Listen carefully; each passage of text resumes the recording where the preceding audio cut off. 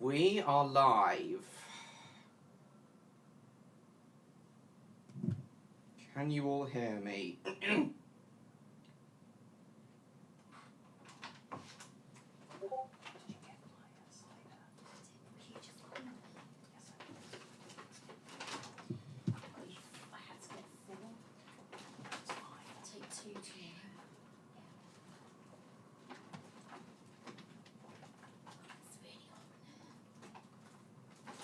Yeah, I'm afraid it's going to be quite laggy tonight, guys, because the internet's not the best.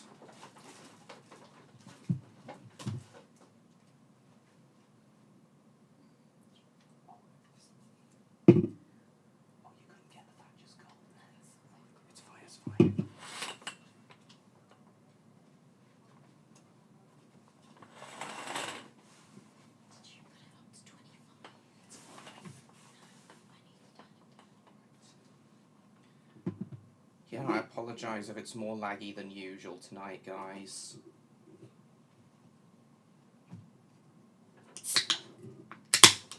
Oh shit, the webcam fell upwards.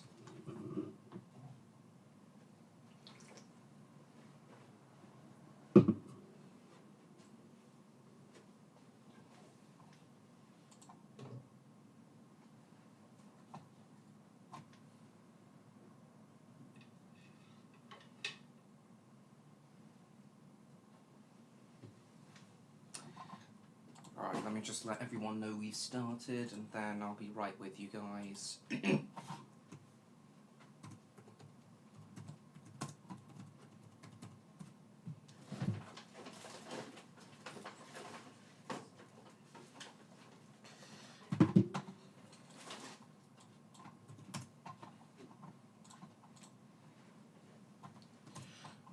Just a minute.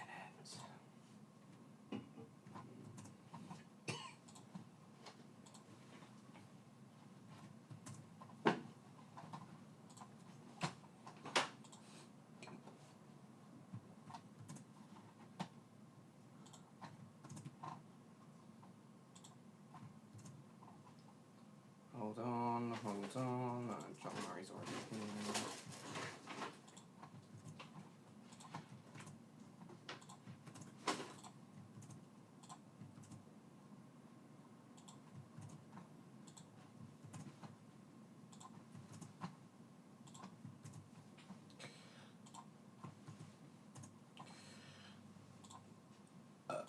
Excuse me.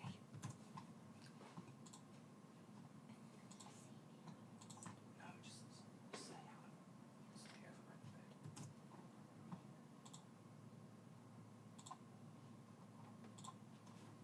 Oops.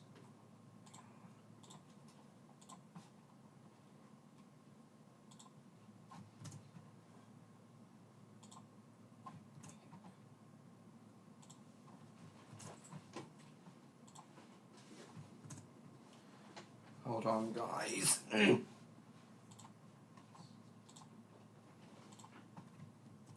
my throat.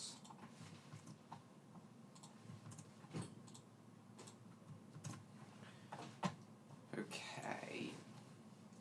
So we've got James, Cool Gamer, Damo, Mason, Time Lad, Train Guy, John Murray, Logan, Ruru, and Mitch and Martin if they're there. Okay, guys, so welcome to tonight's stream. I'm afraid it's going to be quite laggy tonight, as the Wi-Fi here is shit. But as long as you can all still hear me, and hear what I'm talking about, then I guess it's not really a big deal. Oh, and Jacob too. Hello.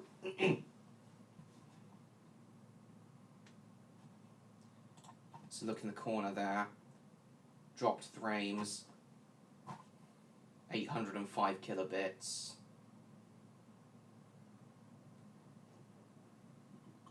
My boy, pizza is for dinner.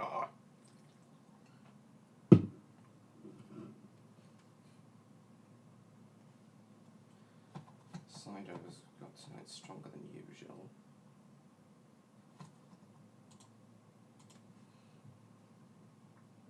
I know, John Murray, but as long as you can still hear me, we should be okay.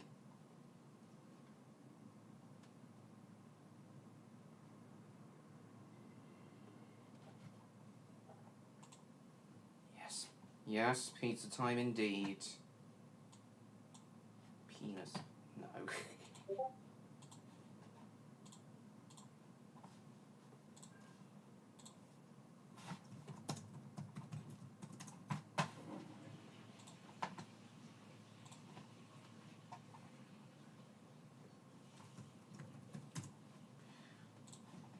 So if we run a quick internet speed test.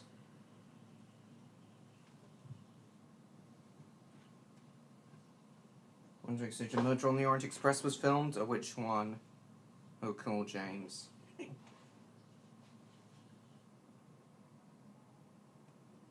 So, why am I streaming with shitty Travelodge Wi-Fi tonight?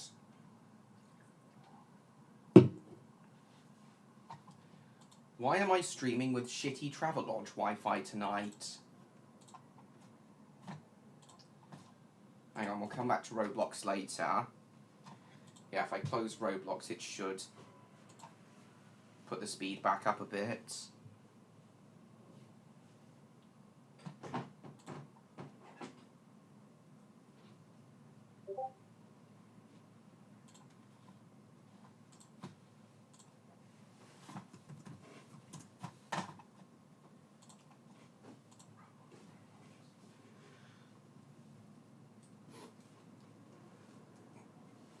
Exactly, train guy.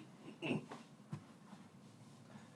because the Railtour I'll be going on tomorrow, the Cumbrian Mountain Express, is currently staying in the Travelodge right outside the London Euston. Because we got to be up early, because the Cumbrian Mountain Express departs at 6:48 AM tomorrow. There'll be electric hauled as far as Carnforth, and then switch to the steam locomotive Tangmere.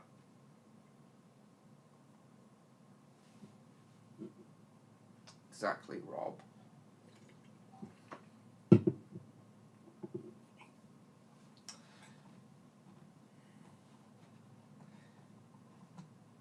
So yeah, switch to the steam locomotive Tangmere.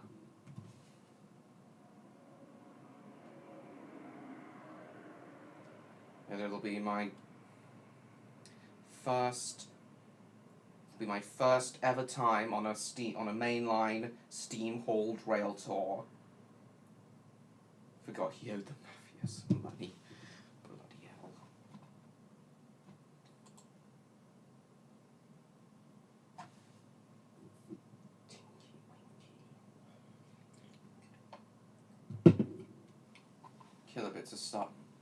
Kilobits have gotten a bit better now that we've closed Roblox. We might have to limit how much Roblox we do tonight, guys, to try and minimize the lag. Blue Peter Salis. Bloody hell.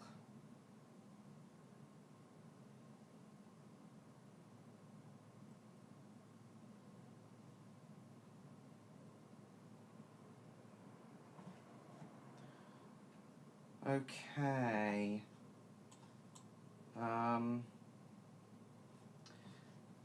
So yeah, that's why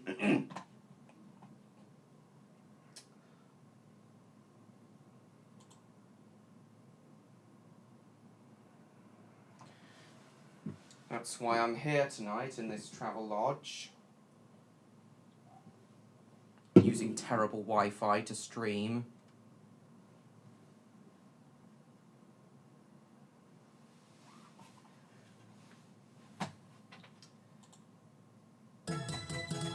This is good music.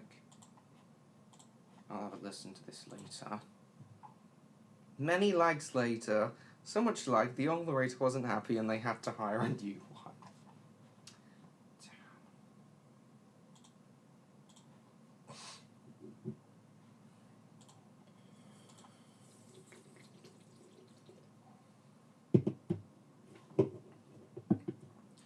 also having to drink different brand cider tonight.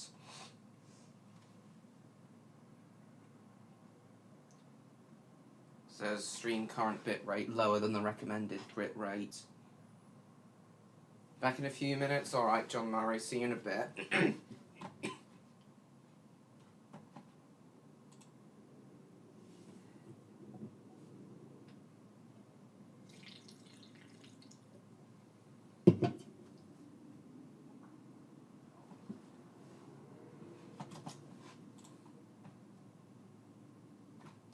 Well, the Travelodge itself is nice, train guy. It's just the Wi-Fi that's the biggest issue.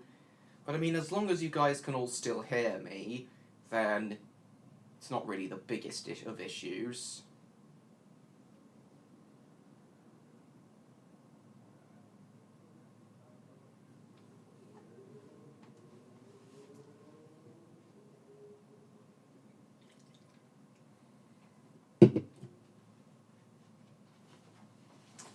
Alright, so yeah.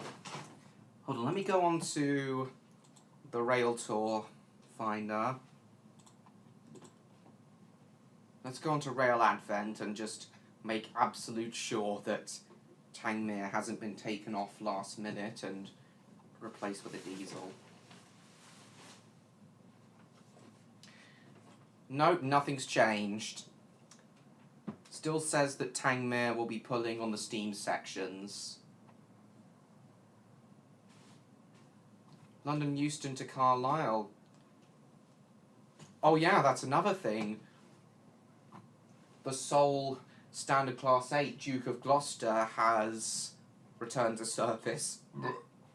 Excuse me.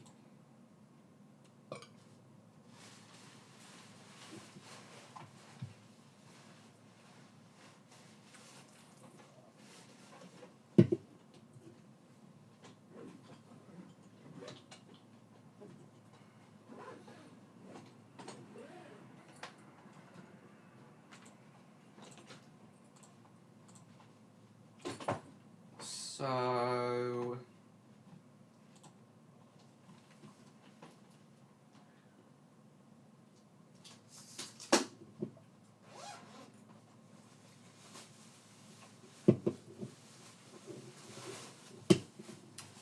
let's now taking over the Wi-Fi. I think the Wi-Fi might start picking up again as the night goes on and more people start sleeping, because yeah, the point is it shouldn't be as congested later on.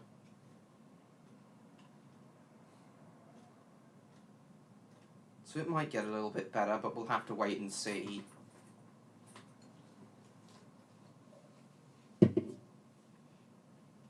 .5 megabits per second. Pathetic.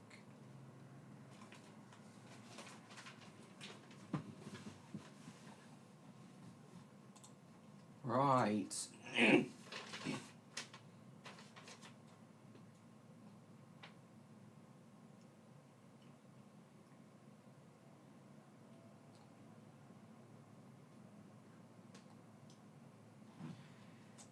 Right.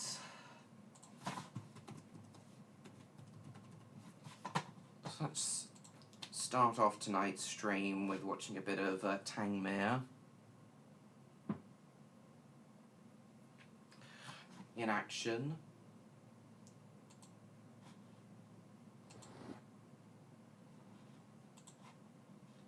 So that'll be the locomotive pulling my train tomorrow. This was less than this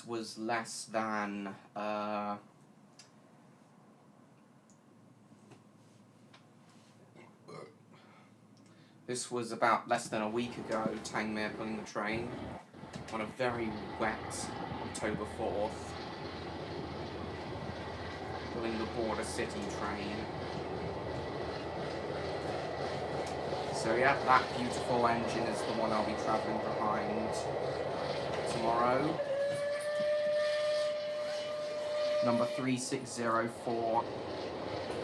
Number 34067.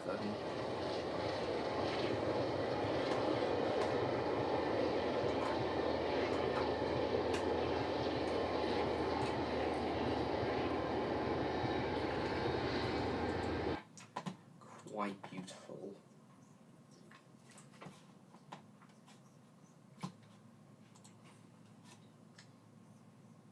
Very gorgeous engine.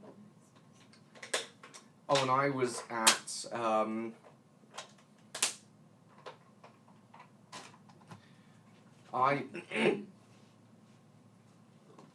I was at Tunbridge earlier.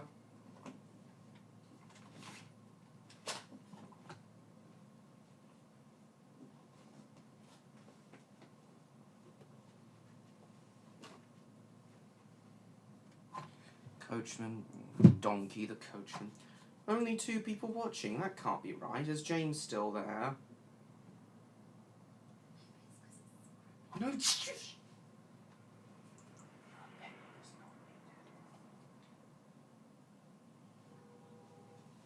Oh, and is the train guy still there?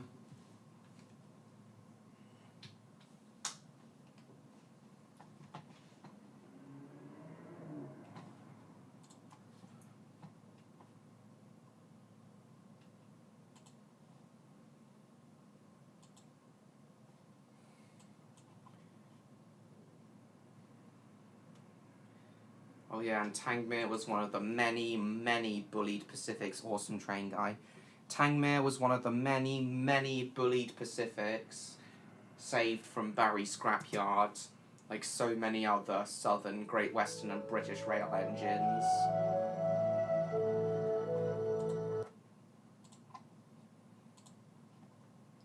Let's turn it down a bit. They never come back as boys. Sad sight, but at least the vast majority of the steam locomotives sent to Barry were saved.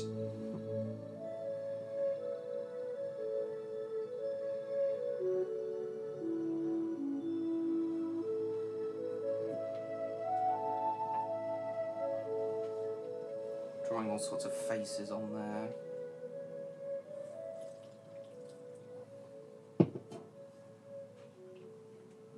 Between 1959 and 1968, more than 300 decommissioned steam locomotives. More than 300, nice. I know, Damo. Between 1959 and 1968, more than 300 decommissioned steam locomotives arrived at Dye Woodland Scrapyard in Barry, South Wales. Even some LMS engines However, came only here. Not many LNER engines were sent to Barry though, which is why not as many LNER engines have been preserved as LMS, Southern, Great Western and British Rail build engines.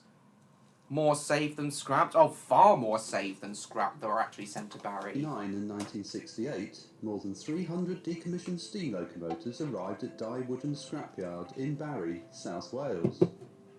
However, only 84 of these engines were scrapped. In a selfless act of devotion to steam, Dye chose to store the other locos intact, at his own cost, for more. Yeah, very selfless of Dye Woodland. He saw the value in these scrap engines and decided to store them. However, for only preservationists 84 to of these save. engines were scrapped. In a selfless act of devotion to steam, Dye chose to store the other locos intact, at his own cost, for more than 20 years. More than while 20. preservation groups around Britain scraped together the cash to buy their chosen engine. Good. Very good. Peter Fonner's Gruppetto? That'll be interesting.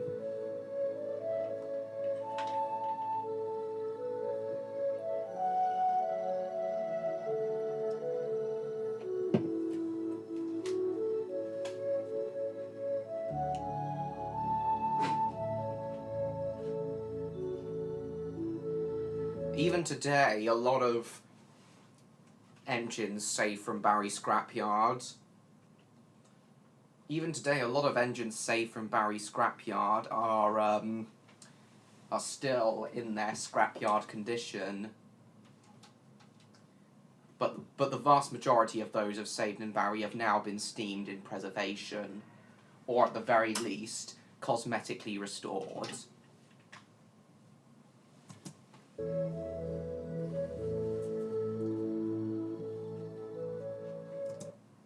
$35,006 Canadian Pacific. That 35006 was very recently returned to steam on the Mid-Hants Railway.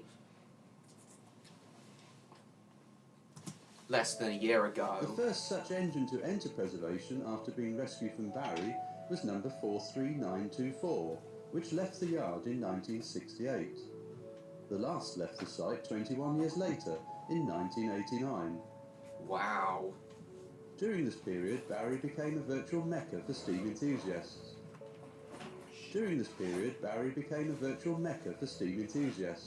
With more than 2 million of them making a pilgrimage to the site.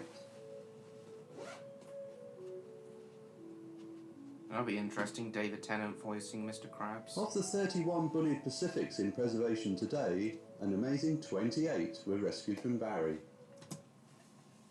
So 31 bullied Pacifics in total preserved, and 28 of them were at Barry. And not a lot, John Murray. We're just talking about... John Murray, sorry. We're talking about Barry Scrapyard at the moment, and how many steam locomotives rescued from it, including the engine I'll be travelling behind tomorrow, Tangmere. So were it not for Di Woodham's selflessness in preferring to break up rolling stock instead of locomotives, were it not for his selflessness, only 3 bullied Pacifics would still be around today, as opposed to the 31 that are around today. Peninsula and Oriental Line. Canadian Pacific is... Oh, Canadian Pacific's number 35005. I thought Canadian Pacific was 35006.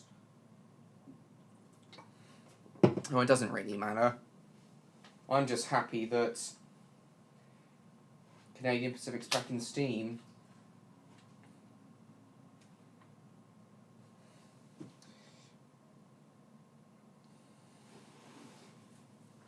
So yeah, a whopping 31 bullied Pacifics, so that's Merchant Navy's, West Countries and Battle of Britain classes combined.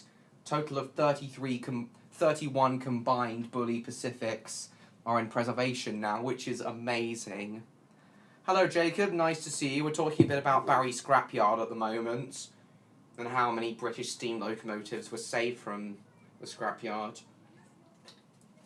including Tangmere, the engine I'll be travelling behind tomorrow. Of the 31 bullied Pacifics in preservation today, an amazing 28 were rescued from Barry. So yeah, as I was saying, Jacob, only 3 bullied Pacifics would still be around today, were it not for Di Woodham's strategy of scrapping rolling stock instead of the locomotives. Were it not for that strategy, we'd only have 3 bullied Pacifics around today. Maybe 4, but I don't know. I'll just let Neon and Electro know you're here, Jacob.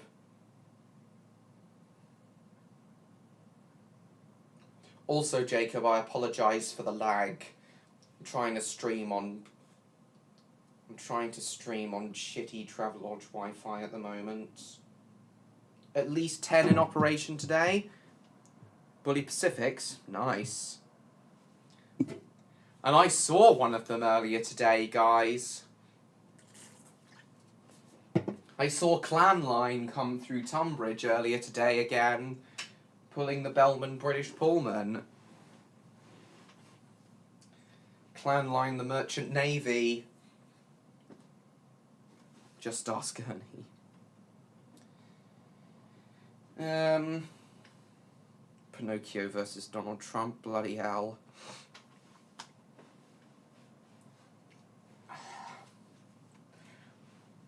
Oh yeah, Clan Line wasn't one of the ones that was sent to Barry. Clan Line was one of the lucky few to be bought directly from British Rail and preserved right there and then. So yeah, thankfully not all steam locomotives that were withdrawn from service were sent to scrapyards. A good number of them went directly into preservation instead of going to a scrapyard first. And Clan Line was one of them. And of course tomorrow I won't just be seeing another Bully Pacific, I'll be travelling behind one. Still there, Jacob? JCB? Of the 31 bullied Pacifics in preservation today, an amazing 28 were rescued from Barry. One of these was Battle of Britain class, number 34067, Tangmere. Tangmere is about to depart from the yard for better times, after languishing there for 16 years. Coincidentally, Tangmere had worked on British Railways for 16 years, prior to withdrawal in 1963. Tangmere was born in 1963. That means Tangmere left Barry Scrapyard, and if Tangmere was sitting in Barry Scrapyard for 16 years, that means he left Barry in 1979. Tangmere. Hello MLP fan, nice to see you. Tangmere is about to depart from the yard for better times, after languishing there for 16 years. Coincidentally, Tangmere had worked on British Railways for 16 years, prior to withdrawal in 1963. The locomotive was about to return to its roots in Hampshire, not far from Eastleigh. Destination was the formative preserved line between Alresford and Rockley, the Midhants Railway. Oh, so Tangmere did live on the Midhants Railway for a while. Now, of course, Tangmere belongs to West Coast Rail and is based all the way up in Carnforth, very far away from where it would have originally run in the southwest. Doesn't matter though, still a working steam engine with a mainline certificate. The locomotive was about to return to its roots in Hampshire, not far from Eastleigh. Destination was the formative preserved line between Alresford and Rockley, the Midhants Railway. This scene is along the old notorious Winchester bypass, where the laden low loader would turn off towards the Alton direction. Scenes such as this were commonplace in the late 1970s and early 1980s, as many locomotives were retrieved from Barry and taken to Alresford for restoration. The difficult entrance into Station Road caused quite a stir, and quite a headache for the police and the haulage contractors. Oh dear.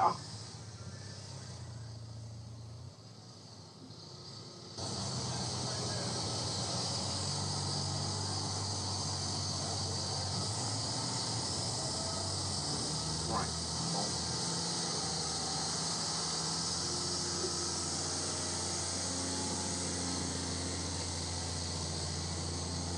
Laminated profile. Obviously had to have new side rods cast.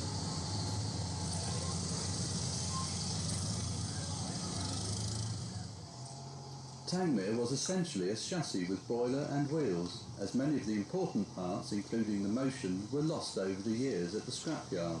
This would present the owners with considerable costs in the following years, as we shall find out later in this programme. Wires being pulled onto the rails.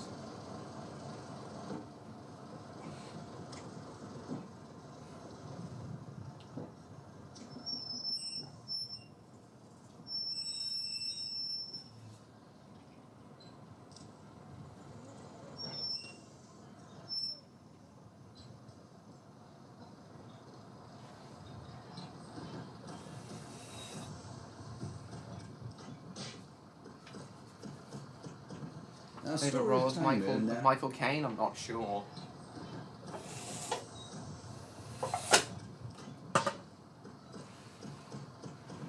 Our story of Tangmere now really begins, as we follow its restoration to full mainline working order.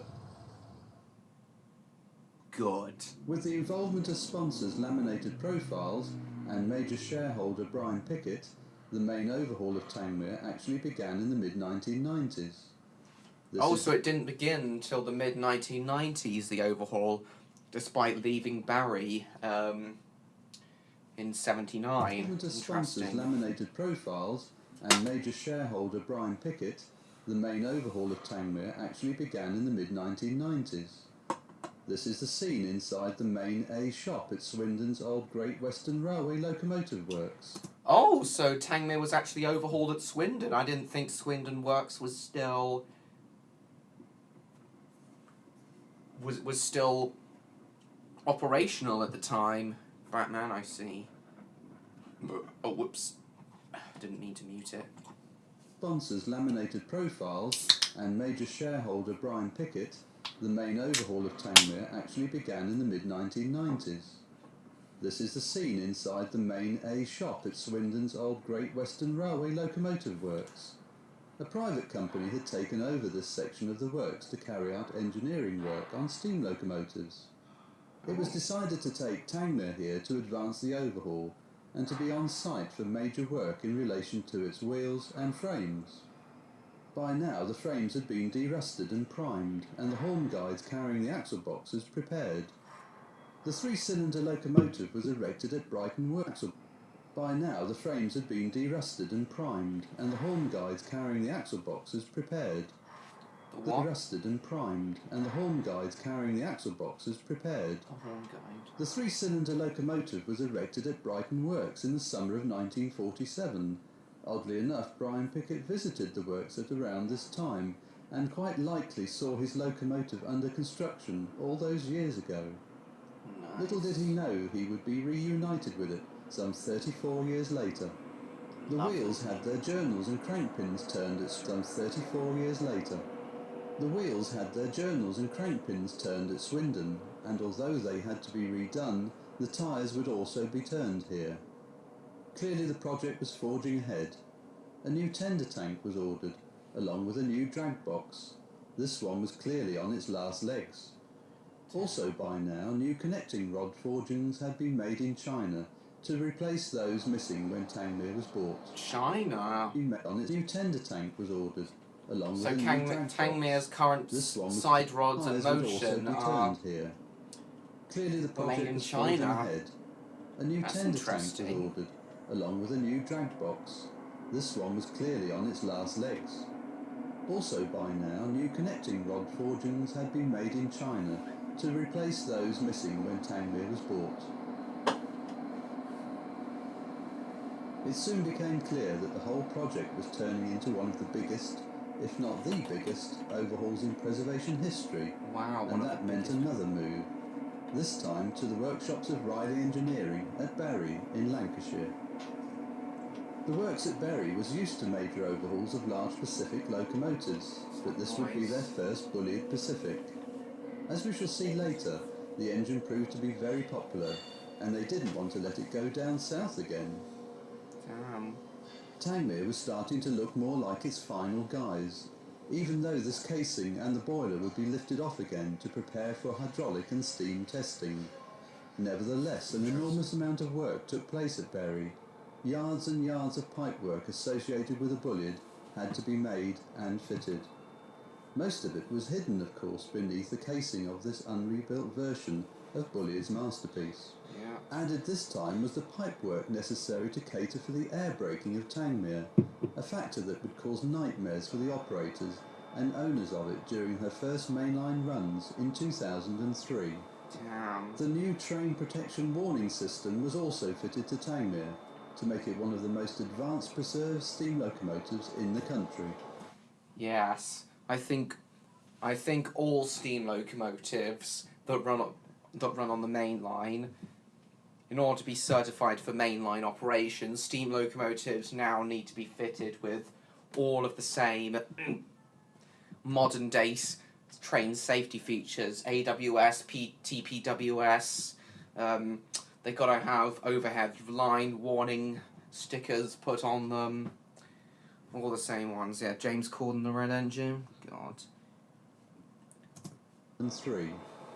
The new train protection warning system was also fitted to Tangmere to make it one of the most advanced preserved steam locomotives in the country. In 2001, the 6'2" driving wheels are seen following ultrasonic testing. This was as a result of cracking found in West Country Bulliard Pacific Bodmin that summer, and all bulliards had to be checked in line with safety regulations. Indeed. Here is the crank axle ready for fitment of the unique chain-driven valve gear, which will be encased in the bulliard-designed oil bath. The 3 cylinders travel 2 feet and are a little over 16 inches in diameter. They would produce the power to move this 128-ton locomotive and its train. Yes. OVS Bulliard was employed by the Southern Railway after leaving his post of deputy Can't to see Sir Nigel Peter, it's Gresley been a while on since we've with seen power you, heat in the welcome. bulliard-designed oil bath. Talking about the The 3 locomotive I'll be cylinders travelling travel behind 2 tomorrow, feet Tangmere. and are a little over 16 inches in diameter. They would produce the power to move this 128-ton locomotive and its train. Is the train guy still there? OVS Bulliard was employed by the Southern Railway after leaving his post of deputy to Sir Nigel Gresley on the London Euston. He brought with him many new ideas, and one of his best was the boiler fitted to his Pacifics. Tangmere had 3 boilers during its life. This one was fitted in May 1958. Following a complete retube, it stands ready for its first test to judge its integrity. The hydraulic test was successfully completed, which meant that the steam test could now follow. This was crucial to the whole project, to get Tangmere operational again, and that eagerly looked forward to first mainline run. The precision job of aligning the axle boxes in the frames took place at Bury. This was a crucial part in the process of getting the rolling chassis. Oil channels have been carved into the metal to allow lubrication.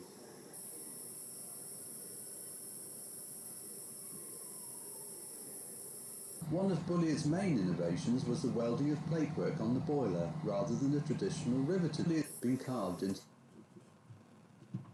Hold on a sec, guys.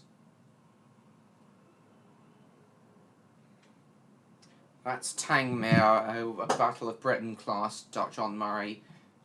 And not be travelling behind tomorrow. Took place at Bury.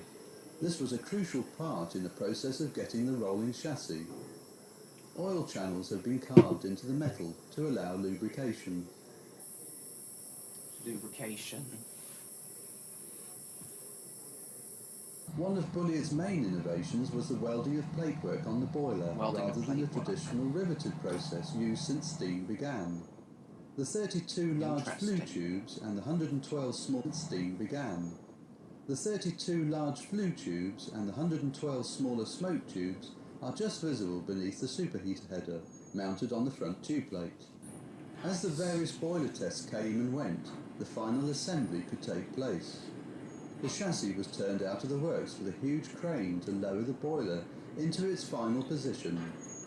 The facilities at Bury were paramount in an attempt to get Tangmere operational again in a comparatively short time. Riley Engineering had outshopped LMS Princess Elizabeth in 2002, a project which in itself ended up a far larger task than that envisaged. Engineering had outshopped LMS Princess Elizabeth in 2002.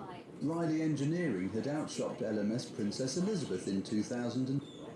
Riley Engineering had outshopped LMS Princess Elizabeth in 2002, a project which in itself ended up a far larger task than that envisaged. Before the manoeuvre to lower the boiler onto the frames, the new Greetings, Jupiter. Engineering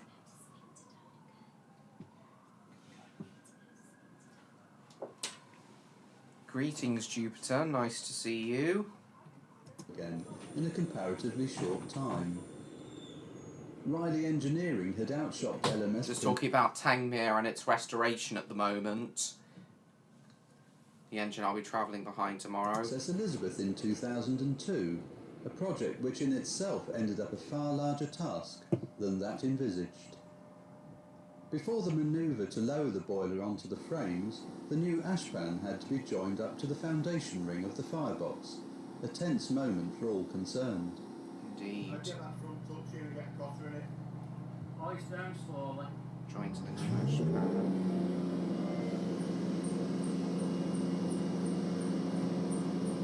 The locomotive would now disappear into the works for the final stages of this major rebuild, one that would cost hundreds of thousands of pounds.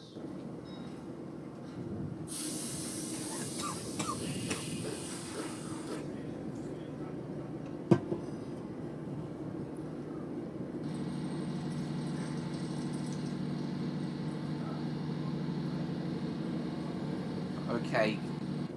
Nice, James. We're just talking about the restoration of Tangmere, the locomotive I'll be travelling behind tomorrow.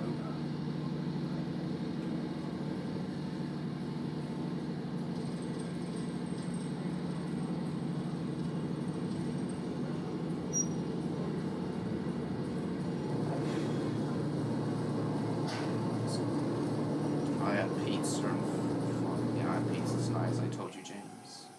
The job of lagging the outer firebox and boiler barrel could now take place.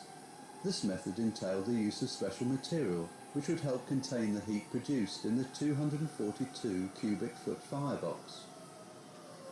Nice.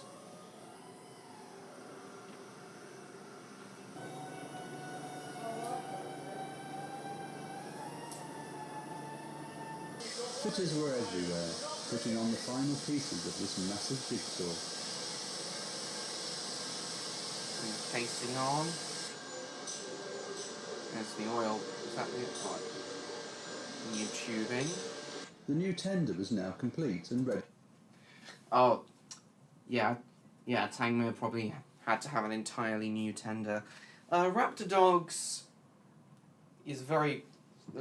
Writing season 1's very close to completion now. Then I really need to seek out funding for the pilots. This massive jigsaw. Excuse me.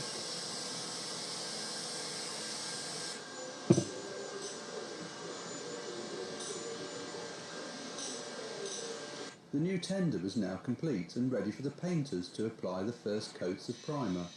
Within a year, this locomotive would be resplendent in Brunswick green. Nice. The livery it still carries to this day.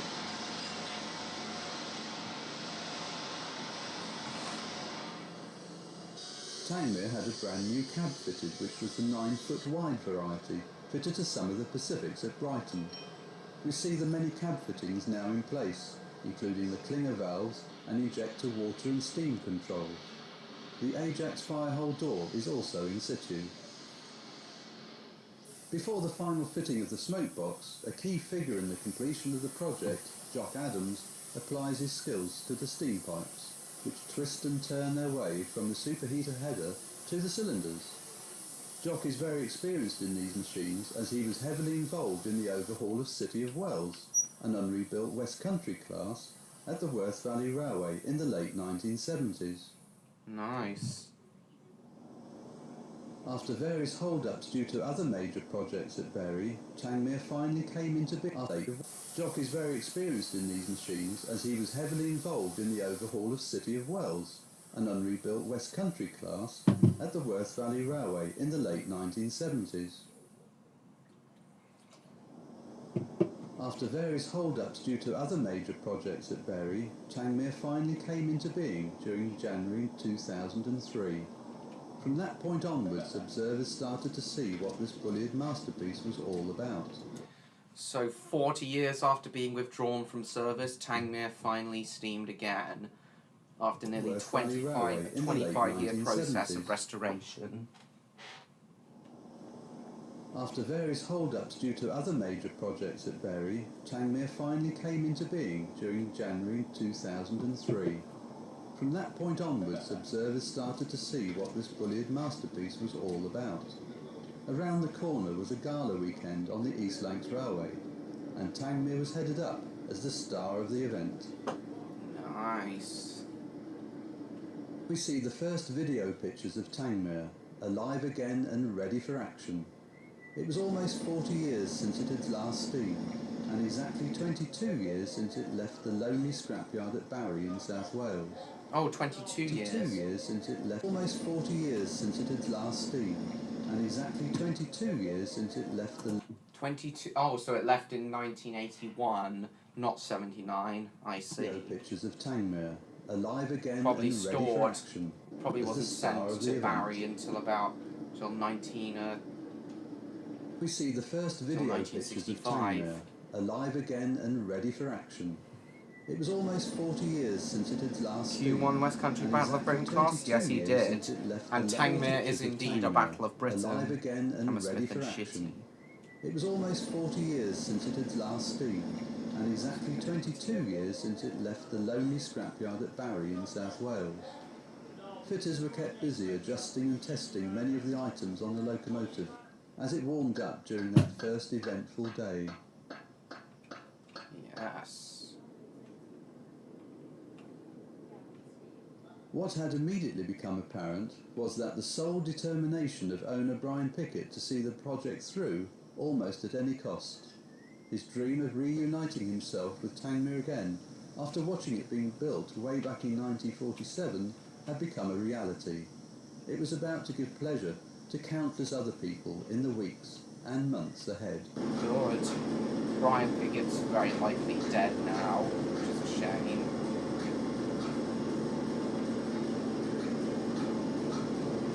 The Bulliard Pacific family of locomotives has ended up the most preserved of all locomotive classes in Britain, with 11 Merchant Navy class Pacifics and 20 West Country and Battle of Britain class light Pacifics.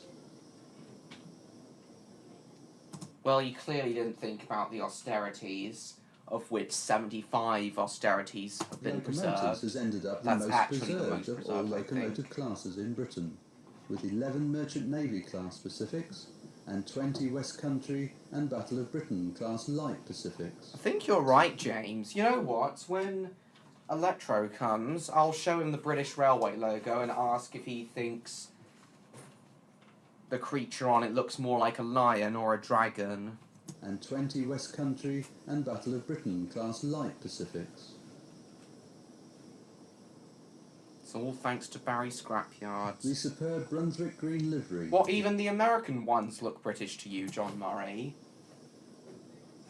The superb Brunswick green livery with cab-side numbers await the fitting of the new nameplates and crests. The RAF Tangmere badge will be fitted below the cab-side numerals. Nice. The tender has one of the longer wheel-based Merchant Navy frames and has been adapted to carry 5,500 gallons of water. Tangmere first had nameplates and this impressive RAF crest fitted at Brighton Station in September 1947, along with two other members of its class, Sir Keith Park and Fighter Pilot. The former Sir Keith Park has also been preserved. I've travelled behind him before on the Spa Valley Railway. Yeah, Sir Keith Park is now based on the Spa Valley Railway. I think Fighter Pilot's been scrapped crest though. fitted at Brighton Station in September 1947, along with two other I think I members did of know its that, class, James. Sir Keith Park and Fighter Pilot. Indeed, The damn former right. also survives at the Bluebell Railway. Sir Keith Park is now based on the Spa Valley The Railway. nameplate was unveiled by Commanding Officer of the RAF station at Tangmere in West Sussex, Wing Commander W.G. Clouston. He was a Commander in West Sussex, Wing Commander W.G. Clouston. WG He was, class. of course, commander of one of the most important airfields during the Battle of Britain, and had the chance of driving Tangmere, the locomotive that is, out of Brighton Station a few yards on the naming day. Tangmere was about to enter trials on the East Lancs Railway and put in some important mileage before her ambitious mainline schedule, due to begin in the March. Its Nice. very first turn hauling a train is seen progressing out of Bury towards Ramsbottom. Just for security, number 76079 banks the train at the rear. Oh, that is a good sound for entertainment. There's the good sound of the 3 cylinders working hard.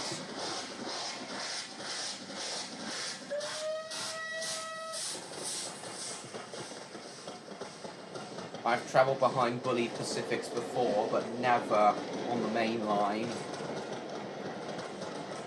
is what I'm excited for tomorrow.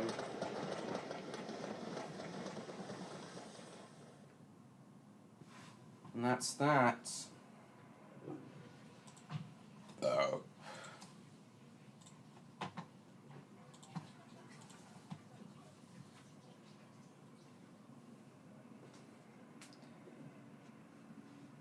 throwing spot. Here's Tango getting into a bit of trouble while on its rounds. Indeed, John Murray.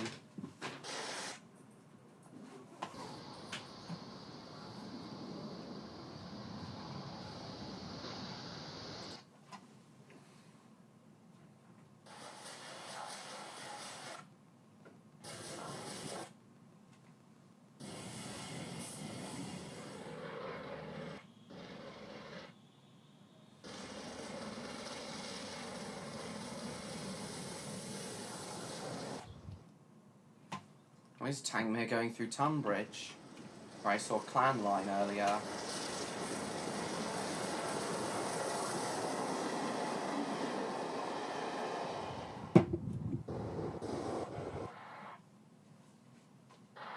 John called me Dirty Pussy.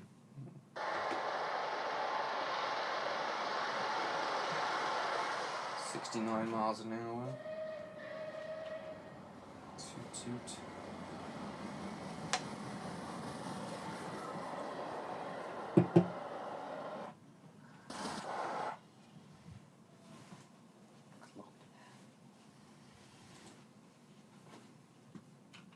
London Road.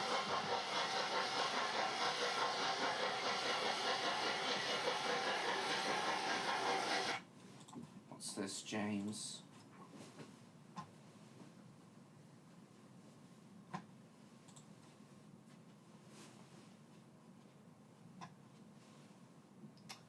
Yeah. I see what you mean, James.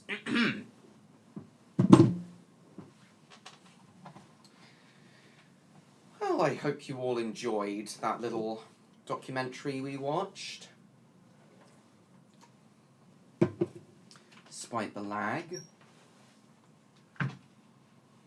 Hang on, guys, I'm just going to get my camera so I can show you guys what happened earlier when I was trying to film Clan Line coming through Tunbridge, how a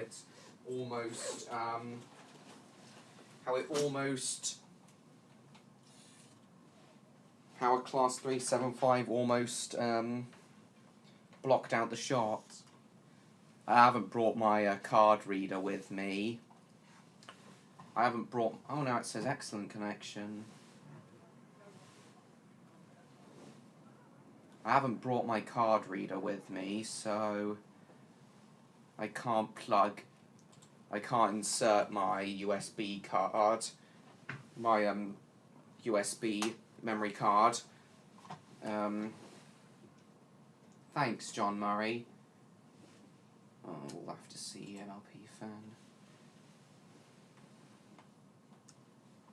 Oh my god.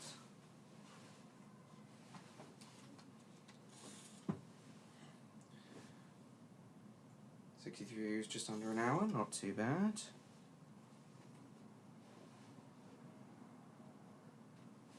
Okay, the lag seems to have reduced itself now.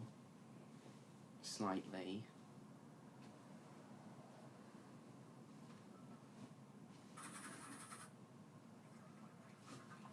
So here's the footage of Clan Line coming through Tunbridge and a Class 375 almost ruining it.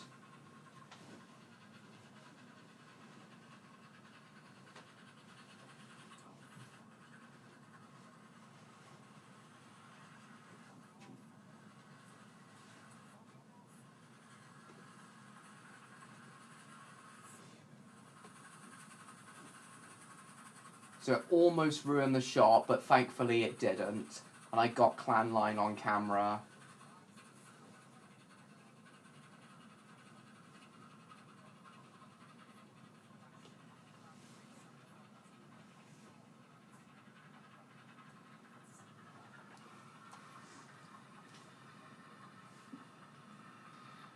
You guys will get to see that. You guys will get to see that properly fairly soon. Just thought I'd show you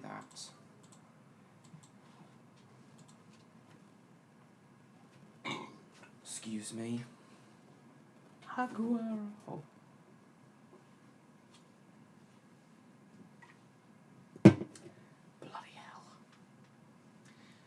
before travelling behind Tangmere, on my way up to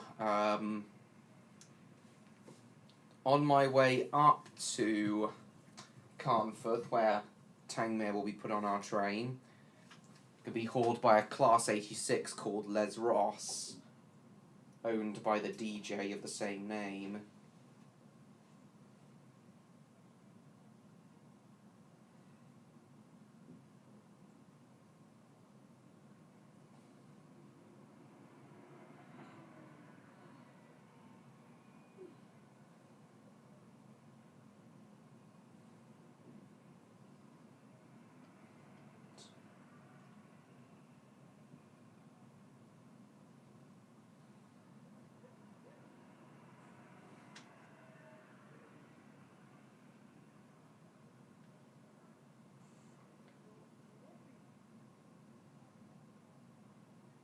Just a moment, guys.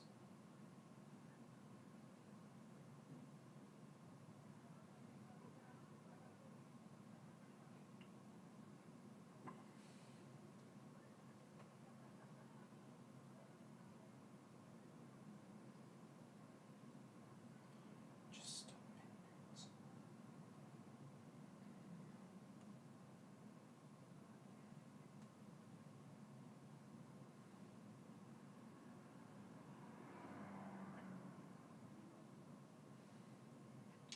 I might show that documentary of Tangmere getting restored when Electro comes, because he might find it interesting, considering how much he's into engineering.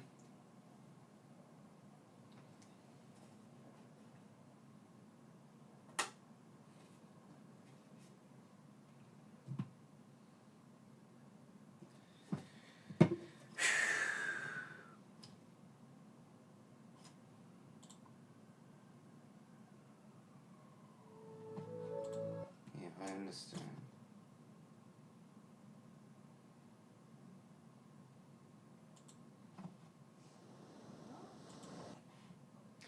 Actually, I might have shown this before in my Southern Railway stream from last year, but as it's relevant to what's happening tomorrow, I'll probably show this documentary about the spam can bully Pacifics. Might have already shown this by Rudyard McVeigh. Probably show this again. Even though I may have already shown it in a previous stream, but I can't quite remember.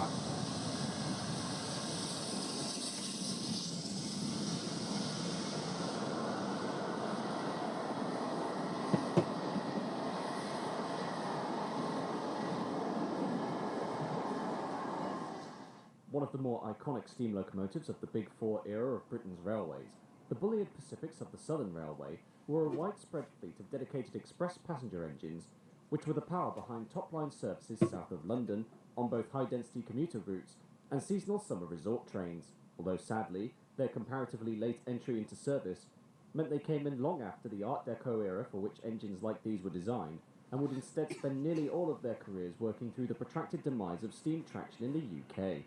Yeah, the Bully Pacifics, which entered service in the 40s, they should have they should have given a chance to last until the 80s or 90s, like all steam locomotives built in the 40s and 50s were originally built to last until like the 1980s or 90s, and the Bully Pacific should have lasted till then as well. They'd spend nearly all of their careers working through the protracted demise of steam traction in the UK. The story of the Bulliard Pacifics begins in the early 1930s, when it became apparent to the management of the Southern Railway, one of the Big Four railway companies of Britain established under the 1923 Grouping Act, that in their drive to introduce a widespread and highly modern third rail electrification system across their vast network of main lines and commuter routes, they had neglected to thoroughly modify their extensive fleet of steam locomotives for long-distance expresses beyond the end of the electrics, specifically on mainline services east to Ashford, Dover and Folkestone to connect with Channel ferries to Europe, and west to Southampton, Bournemouth, Salisbury, Exeter, and to the resort destinations of Weymouth, Bude, Padstow and Ilfracombe. By the middle of the decade, the Southern Railway's long-distance steam locomotive fleet comprised a motley selection of type destinations of Weymouth, Bude, Padstow and Ilfracombe.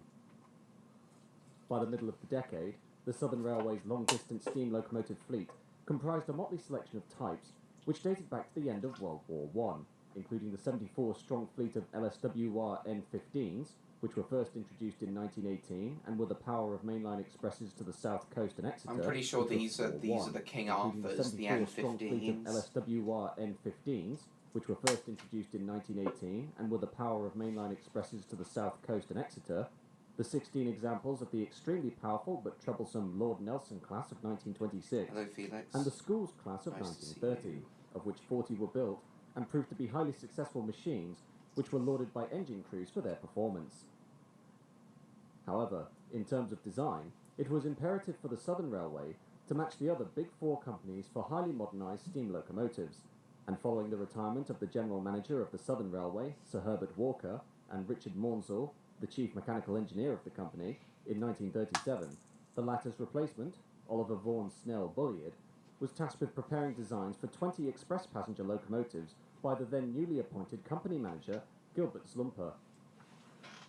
Bulliard, whose career began with the Great Northern Railway back in 1911 and later saw work with its grouping-era successor, the London and North Euston Railway, faced a difficult task as he needed to present his brand new locomotive design as soon as possible, and thus he started early concepts behind what would become the Merchant Navy Class Pacific, which had been developed in response to an Eastern Section requirement outlining the need to maintain an average speed of 60 miles an hour from start to stop on 600-ton boat trains between London Victoria and Dover Marine.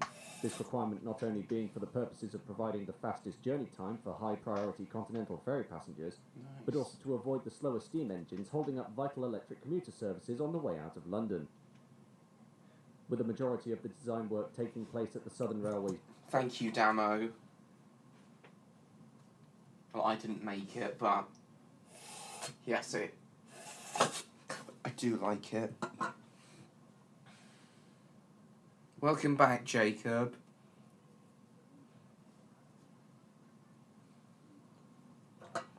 What are you getting for Christmas?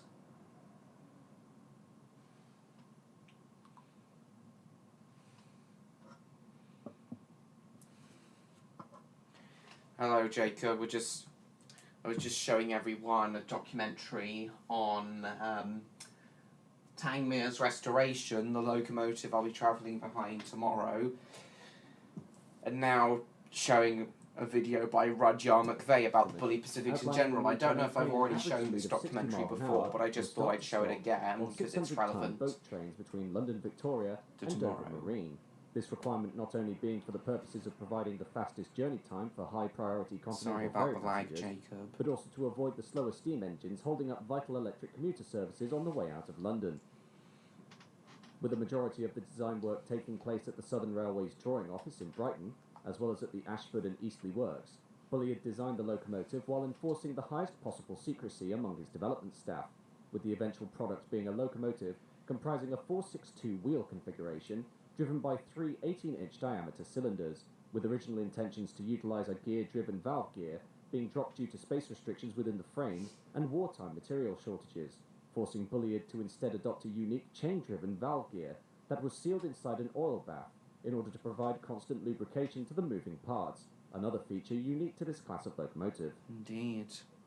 Other features of the design included unusual 6'2" Bulliard Firth Brown driving wheels, which were both lighter and stronger than the spoked equivalent, steam-powered clasp brakes that gripped the wheels by way of a scissor action, Alright. where the two middle John, brake alright, hangers okay, held two brake blocks each. I'm alright, while Jacob. By way of a scissor action, Hello, where the Ruru. two middle brake hangers held two brake blocks each, while the two outside hangers on the leading and rear driving wheels held one block each, an all-welded firebox which was cheaper to build and install than a regular riveted firebox, and most notably of all, the air-smooth sheet steel casing, which, contrary to popular belief, was not done for the purposes of streamlining, as the locomotive had a flat front, it instead being introduced as a means of lifting exhaust gases. Yes, it was a fire hazard, Jacob, and some of the merchant navies, some of these engines actually did catch fire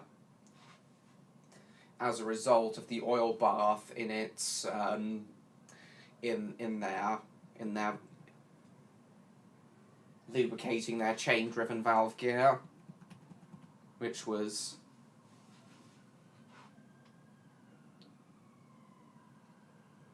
ridiculous. Doing stuff on steam engines while exposing Martin, oh yeah. An oil bath in order to provide constant lubrication to the moving parts, another feature unique to this class of locomotive. Could have been a story for Rebecca. Why didn't the Big World, Big Adventures writing team think of that? That would have been a really good story for Rebecca.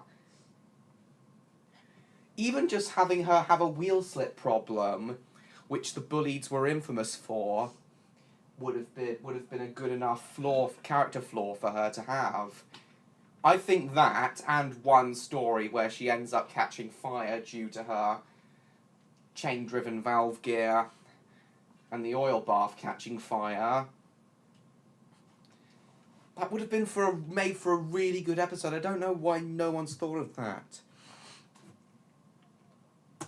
The features of the design included unusual 6'2" Bullied Firth Brown driving wheels, which were both lighter and stronger than the spoked equivalent, steam-powered clasp brakes that gripped the wheels by way of a scissor action, where the two middle brake hangers held 2 brake blocks each, while the 2 outside hangers on the leading and rear driving wheels held 1 block each, an all-welded firebox which was cheaper to build and install than a regular riveted firebox, and most notably of all, the air-smooth sheet steel Box casing, of Inferno. block each, Yes, an all-welded definitely. firebox which was cheaper to build and install than a regular riveted firebox, and most notably of all, the air-smooth sheet steel casing.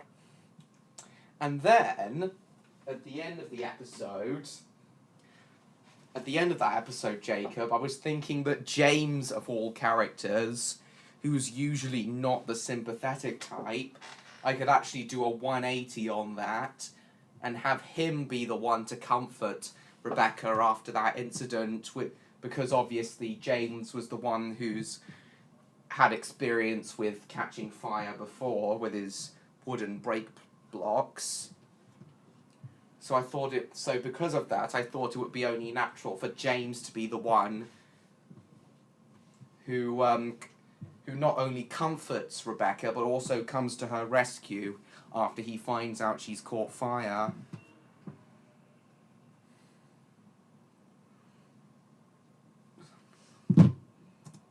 Rear driving wheels held 1 block each, an all-welded firebox which was cheaper to How build should and I know install time than a regular lapse? riveted firebox, and most notably of all, the air-smooth sheet steel casing, which, contrary to popular belief, was not done for the purposes of streamlining, as the locomotive had a flat front, it instead being introduced as a means of lifting exhaust gases and to aid in the cleaning of the locomotive with mechanical carriage washers, so as to reduce lining, as the locomotive had a flat front, it instead being introduced as a means of lifting exhaust gases and to aid in the cleaning of the locomotive with mechanical carriage washers, so as to reduce labour costs. Bullied was also conscious of the needs of engine drivers and firemen, and therefore designed the locomotive's cab to be as ergonomic as possible in order to promote safe operation of the engine. Yes. It would be good development for James. We can show Rebecca's oil bath on fire. Yes, indeed. Again, I can't believe that's a story the Big World, Big Adventures crew didn't think of.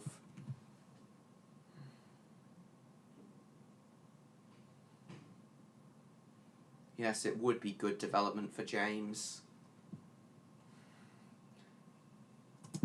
Providing electric lighting on both the locomotive and the foot. And then the episode could end with James telling Rebecca of the time his brake blocks caught fire. To promote safe operation of the engine, providing electric lighting on both the locomotive and the footplate that was powered by a steam-driven generator fitted below the footplate, while the gauges were lit by ultraviolet light, so as to enable clearer nighttime vision plate, while the gauges were lit by ultraviolet light, so as to enable clearer nighttime vision of the boiler steam pressure gauge and the brake pipe vacuum gauge, working to solve a problem of dazzle that made it easier for the crew to see signals along the track, the firemen also being aided by a steam-operated treadle that used steam pressure to open the firehole doors when shoveling coal.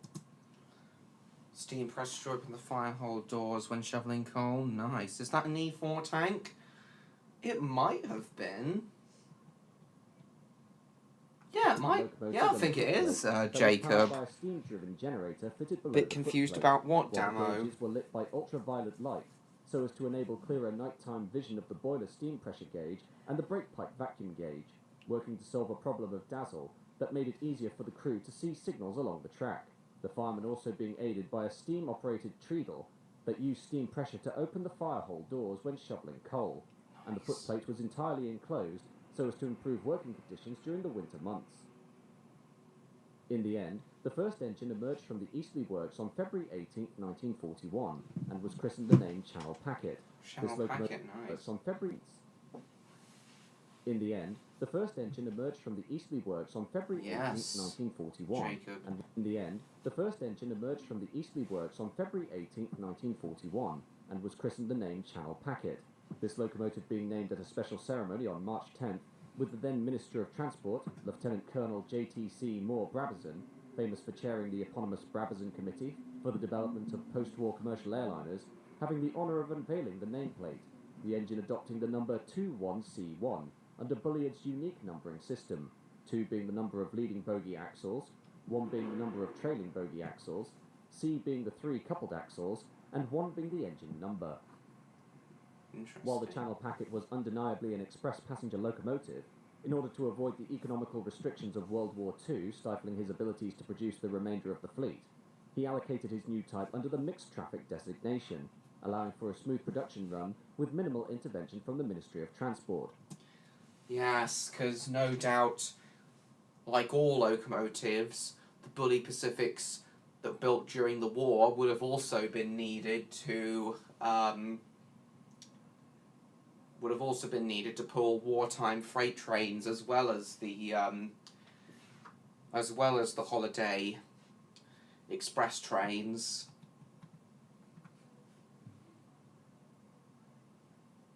Nice MLP fan.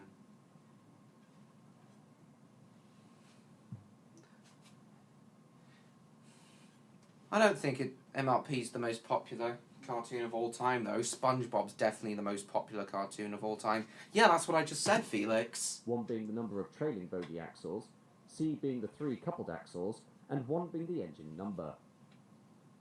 While the Channel Packet was undeniably an express passenger locomotive, in order to avoid the economical restrictions of World War II stifling his abilities to produce the remainder of the fleet, he allocated his new type under the mixed traffic designation, allowing for a smooth production run with minimal intervention from the Ministry of Transport his abilities to produce the remainder of the fleet. He allocated his new type under the mixed traffic designation, allowing for a smooth production run with minimal intervention from the Ministry of Transport, although following the construction of a second prototype, 21C2 Union Castle, in June 1941, it was found that these 2 engines were 7 tons over the specified weight, and, at the insistence of the Southern Railway civil engineer, production of the remainder was halted until steps were taken to reduce the locomotive's bulk, which was achieved by using thinner steel plates for the frame stretchers, covering the boiler cladding, and enlarging the existing lightning holes in the main frames, the remaining 8 locomotives in the pilot batch being delivered between September 1941 and July 1942. Yeah, so the reason why so many of the Bully Pacifics were named after like war battalions, squadrons and locations is because the vast majority of them were built during World War II. That's why they're all named after it, to, give the country a sense of hope and pride during World War II. Frames, the remaining 8 locomotives in the pilot batch being delivered between September 1941 and July 1942. With World War II continuing into its 4th year, meaning the Continental Boat Train. With World War II continuing into its 4th year, meaning the Continental boat trains these locomotives were built to haul remained suspended, the Merchant Navy class had many other important tasks to perform across the network of the Southern Railway, including top-line expresses to Dover, Southampton, Bournemouth and Exeter. But with an overall weight of 84 tons, the locomotives were only suited for use on the trunk routes east and west of London, and with Bulliard conscious that, with the lack of maintenance being undertaken on the permanent way due to wartime rationing, a new breed of lighter Pacific locomotive would be needed to serve the company's many secondary routes, such as the narrow resort branch lines of Devon and Cornwall. Yes. Therefore, in 1943, work was begun on a lighter, more numerous variant that was essentially a scaled-down merchant navy, demonstrating a reduction in weight to only 77 tons, and having a length of 67 foot 4 3/4 inches buffer to buffer, 2 feet and 3 inches shorter than the merchant navies, the eastern section of the Southern Railway having once again been considered the main working ground of this new design. Yeah, so while the engine I saw today, Clan Line, was a merchant navy, the Tangmere, the engine I'll be travelling behind tomorrow, is the slightly shorter Battle of Britain class, the slightly smaller and shorter Battle more of numerous Britain. variant that was essentially a scaled-down merchant navy, demonstrating a reduction in weight to only 77 tons, and having a length of 67 foot 4 3/4 inches buffer to buffer, 2 feet and 3 inches shorter than the merchant navies, the eastern section of the Southern Railway having once again been considered the main working ground of these, the eastern 2 inches buffer to buffer, 2 feet and 3 inches shorter than the merchant navies, the eastern section of the Southern Railway having once again been considered the main working ground of this new design, and thus the engines were scaled to operate within the highly restricted loading gauge of the Tunbridge to Bow Peak Junction route via Tunbridge Wells Central, as well as the Withered Oh Arm yes, route that route is really infamous for restricted clearance. Like, if you think this country as a whole has a very strict, tight loading gauge, and the Tunbridge to Hastings line has a really strict loading gauge. Therefore, Even more strict. In 1943, work was begun on a lighter, more numerous variant that was essentially a scaled-down merchant navy, demonstrating a reduction in weight to only 77 tons, and having a length of 67 foot 4 3/4 inches buffer to buffer, 2 feet and 3 inches shorter than the merchant navies, the eastern section of the Southern Railway having once again been considered the main working ground of this new design, and thus the engines were scaled to operate within the highly restricted loading gauge of the Tunbridge to Bow Peak Junction route via Tunbridge Wells Central, as well as the Withered Arm routes to Bude, Padstow and Ilfracombe, although due to easterly works being filled to capacity with the construction of a second batch of merchant navy locomotives, all but 6 of the new Light Pacifics were assembled at Brighton Works, while the tenders were put together at the Ashford Works in Kent. In the same month as the end of the war in Europe, the first lightweight Bulliard Pacific, number 21C101, emerged from the Brighton Works, undertaking trials throughout the remainder of the month before entering traffic in June, being christened the name Exeter on July 10th from the bay platform at Exeter Central Station, its nameplate including a shield which depicted the towers of Rougemont Castle superimposed onto the city of Exeter coat of arms, Rougemont being the medieval keep of the city, which traces its roots back to the time of William the Conqueror, and is located on the hill immediately above Exeter Central Station. Nice. It wasn't all smooth operation with the Bulliard Pacifics, however, the class being notorious for their wheel slip, due primarily to the innovative constant oil bath for the chain valve gear, these problems being due to deficiencies in welding, which saw the oil baths leak onto the track and cause adhesion issues when attempting to pull away, and, in some cases, causing sparks that would ignite the copious amounts of fiberglass clad into the boilers of the locomotives, a byproduct of this being that the engines had an incredibly high oil consumption in order to keep the leaking baths supplied, while other problems with the class included a significant coal consumption and an extreme difficulty by shed crews to maintain the engines due to the presence of the air-smooth casing.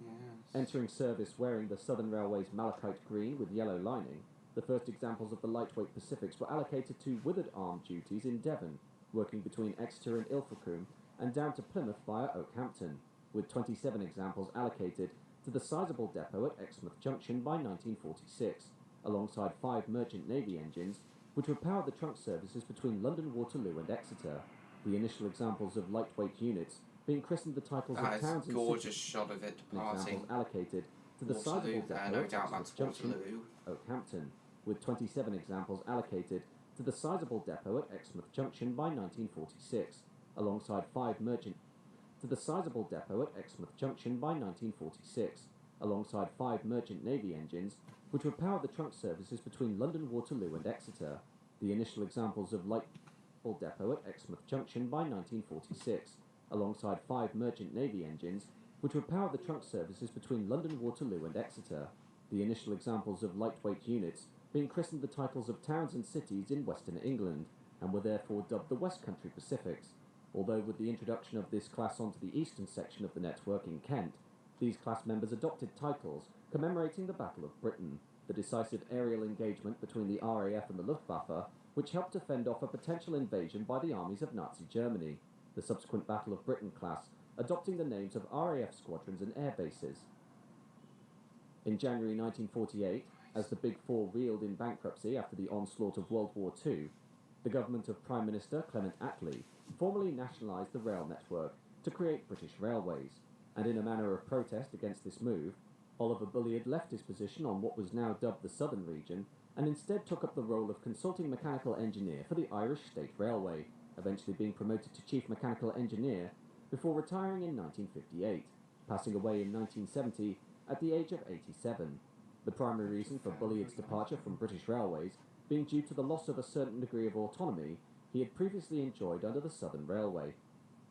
Don't blame him. As for his Pacifics, by the time nationalisation became effective, 70 light Pacifics and 20 merchant navies had been built, but with the Southern having ordered a new batch of the latter just prior to their absorption into British Railways, the final build-out came to 30 merchant navies when production ended in 1949, and 110 light Pacifics by 1951, these engines being delivered by both Brighton and Eastleigh Works, and adopting the new numbering arrangement of BR, with merchant navy locomotives taking on the number 35XXX, and light Pacifics 34XXX. Okay, I'll keep that in mind. So if it starts with 3.5, then it's a merchant navy, and if it's 3.4, then it's a light Pacific.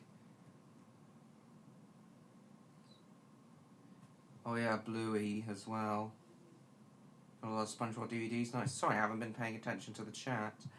That was SpongeBob Halloween episodes. Nice. The works, and adopting the new numbering arrangement of BR, with merchant navy locomotives taking on the number 35XXX, and light Pacifics 34XXX, although as the assembly run ended for the light Oh yeah, and the merchant navies are power class 8P, while the light Pacifics are power class 7P. Yeah, I'll keep that in mind for how I work them, for how I recognise them. of BR, with merchant navy locomotives taking on the number 35XXX, and light Pacifics 34XXX, although as the assembly run ended for the light Pacifics in 1951, the continued issues of port adhesion meant the very last example, 34110, was retained by Brighton Works in order to trial a conventional valve gear, though this proposal was eventually abandoned, and the engine entered traffic in January 1952 with Bulliard's original gear, and was No, I'm not Bill Briggs. Welcome to the stream, by the way. It's been a while since we've seen you. Though this proposal was We're eventually talking about the Bully Pacifics at the moment. The class of locomotive I'll be travelling behind tomorrow on the main line. Was retained by Brighton Works in order to trial a conventional valve gear, though this proposal was eventually abandoned, and the engine entered traffic in January 1952 with Bulliard's original gear, and was eventually christened 66 Squadron.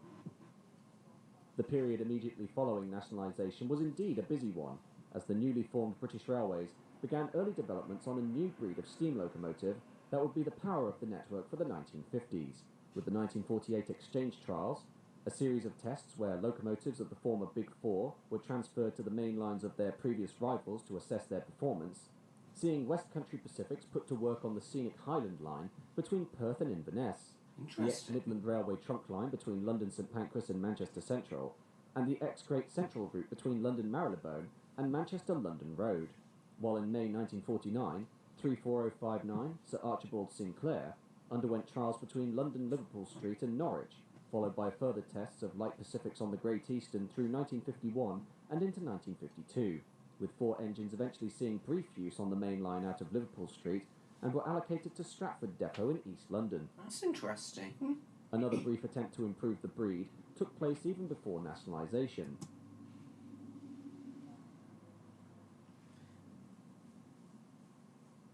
Interesting, Bill Briggs. I didn't know that. Line out of Liverpool Street and were allocated to Stratford Depot in East London. Another brief attempt to improve the breed took place even before nationalisation, when in July 1947, 21C119 Bideford underwent a short-lived trial as an oil-burning locomotive, which involved installing an oil tank in the former coal bunker of the tender. This treatment originally to be applied to 30 of the light Pacifics, before being scrapped altogether due to the cost of foreign oil imports in the period following World War II, and thus Bideford was returned to its normal use as a coal-burning steam locomotive.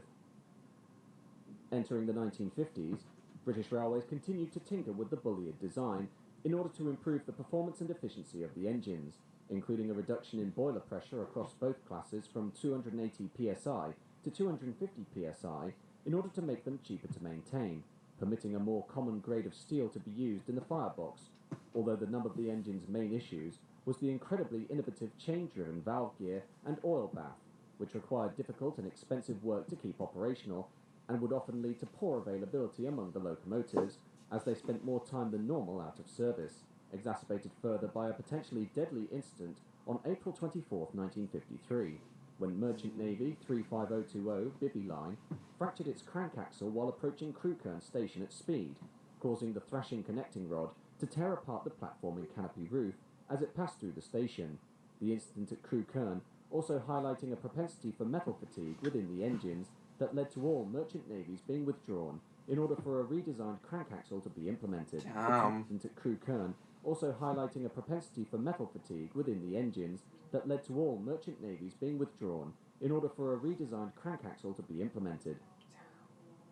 Therefore, in 1954, the Chief Technical Assistant of the Locomotive Department at the Brighton Works, Ronald G. Jarvis, was tasked with comprehensively modifying the locomotives to remedy this fault, Jarvis having taken over on Bulliard's Leader project after his departure from British Railways in 1949, the Leader being an ill-fated attempt to marry the performance of a steam locomotive with the practical design of fledgling diesels by having what was essentially a steam engine with two cabs, this scheme being discontinued in 1951 after it was found that encasing the boiler inside a superstructure meant having to dismantle the entire locomotive in order to undertake routine maintenance.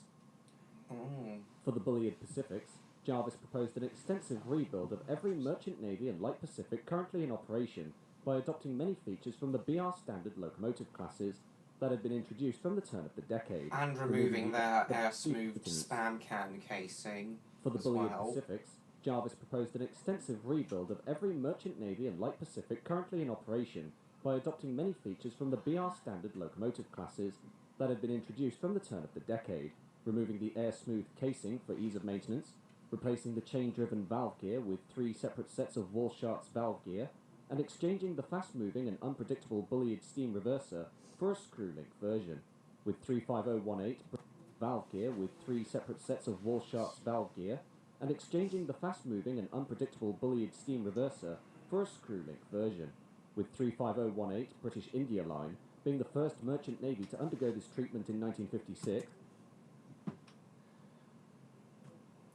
Yeah, and British India Line's now one of the Chain-driven valve gear rebuilt, with 3 now one of the separate sets preserved of merchant Walshart's valve navies. gear, and exchanging the fast-moving and unpredictable Bulliard steam reverser for a screw-link version, with 35018 British India Line being the first merchant navy to undergo this treatment in 1956, and 34005 Barnstaple being the first West Country Pacific in 1957, the rebuilding scheme placing as much emphasis as possible on bringing the locomotives in line with the appearance of BR standard classes like the Britannia Pacific, adopting large smoke deflectors to help push exhaust gases away from the cab.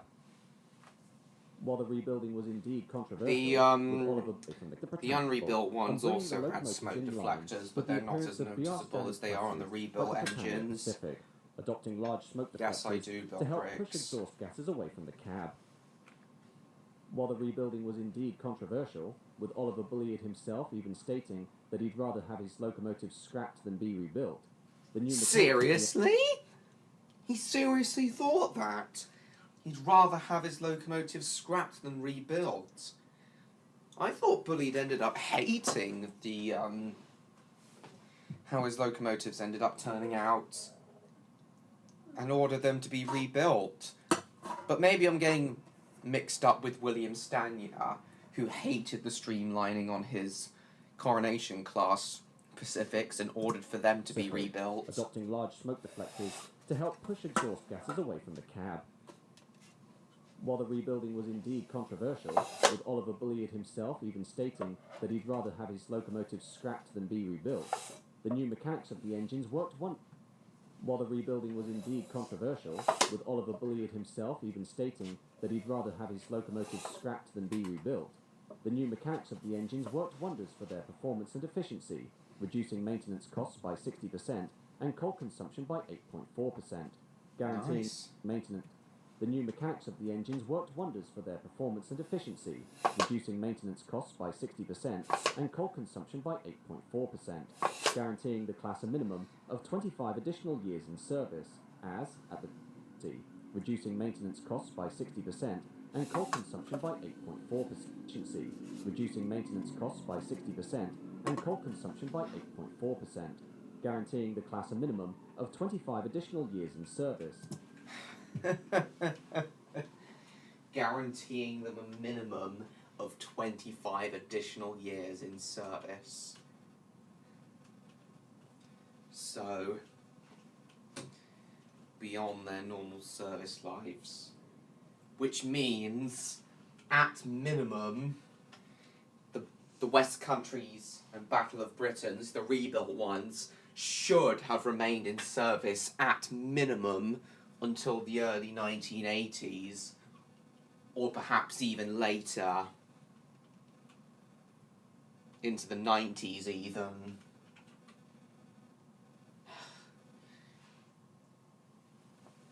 British Rail should not have been so insistent to get rid of all of their steam locomotives. They should have kept the ones built in the 40s and 50s around until the 80s and 90s. I definitely think that BR dieselized, that dieselization was too fast with BR. The full dieselization should have been a lot more gradual. I really don't think us train enthusiasts would be so salty about steam locomotives being replaced with diesel and electric if the process of full dieselization and electrification was a lot more gradual with the Bully Pacifics, the modified Great Western Halls, and of course the entire BR Standard series being allowed to live out the entire service life they were built for until the 1980s or 90s. I think then us train enthusiasts, if these steam locomotives have been allowed to live their full service lives, I think modernisation would have been an easier pill for us train enthusiasts to swallow. That's what I think. Anyway, let's carry on. 0.4%, guaranteeing the class a minimum. Yeah, for at of least 20% another and 20 to coal 30 years, consumption by Damo. 8.4%, guaranteeing the class a minimum of 25 additional I'll watch years this in after service. we've watched as this MLP film. guaranteeing the class a minimum of 25 additional years in service, as, at the time, it was anticipated that mainline steam would continue to see operation until the 1990s at the very latest. Although Until the 1990s at the very latest. Yes, that's how it should have been. Mainline steam operation should have carried on until the 1990s at the latest. 60% and coal consumption by 8.4%, guaranteeing the class a minimum of 25 additional years in service, as, at the time, it was anticipated that mainline steam would continue to see operation until the 1990s at the very latest, although as the first examples entered the works to be rebuilt, the justification for the whole scheme was stripped away bugger off. following the drafting of the by 8.4%, guaranteeing the class a minimum of 25 additional years in service, as, at the time, it was anticipated that mainline steam would continue to see operation until the 1990s at the very latest, although as the first examples entered the works to be rebuilt, until the 1990s at the very latest, although as the first examples entered the works to be rebuilt, the justification for the whole scheme was stripped away following the drafting of the 1955 modernisation plan, which proposed the eradication of steam traction on the BR network by the end of the 1960s in favour of diesel and electric replacements. Ridiculous. In February 1956, the Kent Coast Electrification Scheme was approved by the BR Board and would be delivered in 2 phases. the first phase being on the Chatham Main Line to Margate and Ramsgate, and the second phase being to Dover via Ashford, the former South Eastern Railway Main Line to Dover being the domain of up to 30 light Pacifics and numerous merchant navies, Railway Main Line to Dover being the domain of up to 30 light Pacifics and numerous merchant navies, which were allocated across 4 depots at Stewart's Lane, Bricklayers Arms, Ramsgate and Dover, electric services on the Phase 1 section commencing from June 15, 1959, although steam would remain in evidence on the route via Ashford until Phase 2 was energised on June 18, 1962, eradicating all steam traction on the South Eastern Division of British Railways. In the face of the impending end of steam, the rebuilding programme for the Bulliard Pacifics was wrapped up prematurely in May 1961, with all merchant navies and 60 light Pacifics being given this treatment, the last rebuilt unit, with all merchant navies and 60 light Pacifics being given this treatment, the last rebuilt unit being 34101 Heartland. Although despite the many maintenance cost savings and reduced coal consumption, the rebuilding did also include some adverse outcomes, in that, with balance weights being added to the wheels, a hammer blow effect became evident on the track, which required increased maintenance of the permanent way, while rebuilt light Pacifics were found to be 4 tons heavier than their unrebuilt counterparts, while rebuilt light Pacifics were found to be 4 tons heavier than their unrebuilt counterparts, which barred them from use on the former Withered Arm routes west of Exeter. While this restriction was eventually lifted, and rebuilt units could operate along the trunk route between Exeter and Plymouth via Oakhampton, though they were still banned from working to the resort destinations of Barnstaple, Ilfracombe and Padstow, by 1962, British Railways were undertaking major border changes of the trackage that had previously belonged to the Big Four, and from September of that year, former Southern Railway metals west of Salisbury came under the control of the Western region as compensation for the former Great Western Main Line between Wolverhampton and Birkenhead, falling into the hands of the Midland region. The 37 Exmouth Junction allocated Bulliard light falling as compensation for the former Great Western Main Line between Wolverhampton and Birkenhead, falling into the hands of the Midland region. The 37 Exmouth Junction allocated control of the Western region as former Southern Railway metals west of Salisbury came under the control of the Western region as compensation for the former Great Western Main Line between Wolverhampton and Birkenhead, falling into the hands of the Midland region. The 37 Exmouth Junction allocated Bulliard light Pacifics, therefore coming under Western region management, who placed a greater preference on their own route to the West Country from London Paddington to Exeter via Newbury, Castle Carey and Taunton. That makes sense. The result was the former Southern Railway Main Line to Exeter being Railway Main Line to Exeter being stripped down thoroughly to the point that it was even threatened with closure. Newbury, Castle Carey and Taunton. The result was the former Southern Railway Main Line to Exeter being stripped down thoroughly to the point that it was even threatened with closure. This once double-track primary route being reduced to a single-track secondary railway with a sporadic service, while through steam-hauled services from Waterloo to Exeter and Plymouth ceased on September 4, 1964, as Bulliard Pacifics were replaced by a new breed of diesel hydraulics, including Class 35 Hymex and Class 42 warships, the very last use of Southern steam in the Exeter area, ending in 1965. However, as a final hurrah for the Bulliard Pacifics in their twilight years, Light Pacific number 34051, Winston Churchill, had the distinction of hauling the funeral train of its namesake, former Prime Minister and hero of World War II, Sir Winston Churchill, from London Waterloo to Hamborough via Reading and Oxford on January 30th, 1965, the funeral train comprising 7 coaches, the last of which carried the coffin, while a unique disc head code representing V for victory was displayed to denote Churchill's famous gesture during the height of the conflict. Lovely. In the end, the last domain of the Bulliard Pacifics was on the Waterloo to Bournemouth and Weymouth route, with as many of the surviving examples being transferred to this service as possible in order to maintain a core operation until electrification of the route to Bournemouth, which had been approved in September 1964, could be undertaken, mass locomotive withdrawals having commenced from as early as April 1963 with unrebuilt engines, before the first rebuilt example, 34028 Eddystone, was taken out of service in 1960. Oh, Eddystone! That locomotive's also one of the preserved Bulliard Pacifics.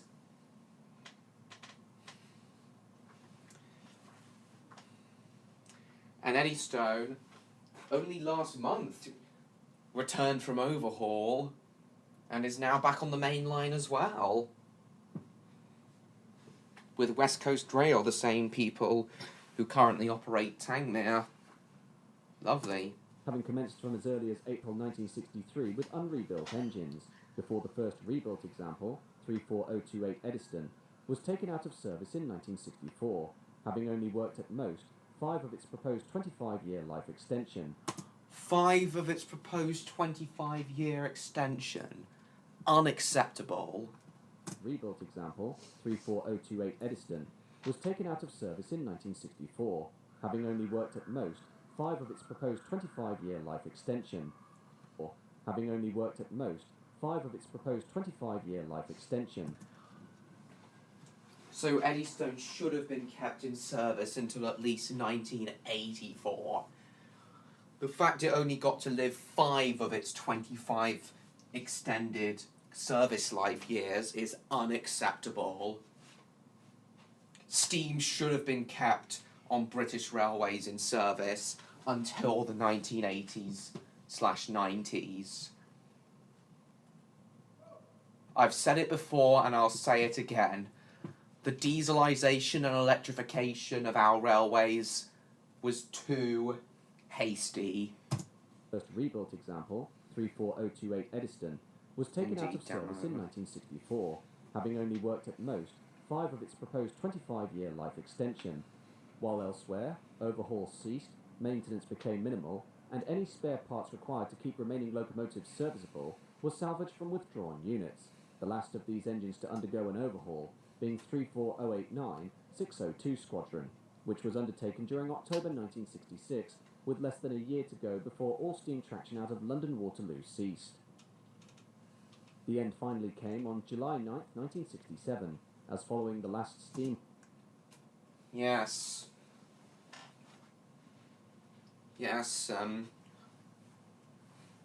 The Waterloo to Bournemouth and Weymouth routes were some of the last stomping grounds of regular mainline steam in the country.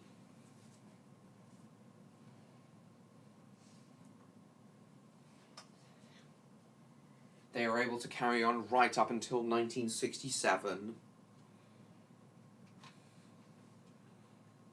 The Bully Pacifics, after like 26 years, year to go before should have all been a steam lot traction longer out of though. London Waterloo ceased.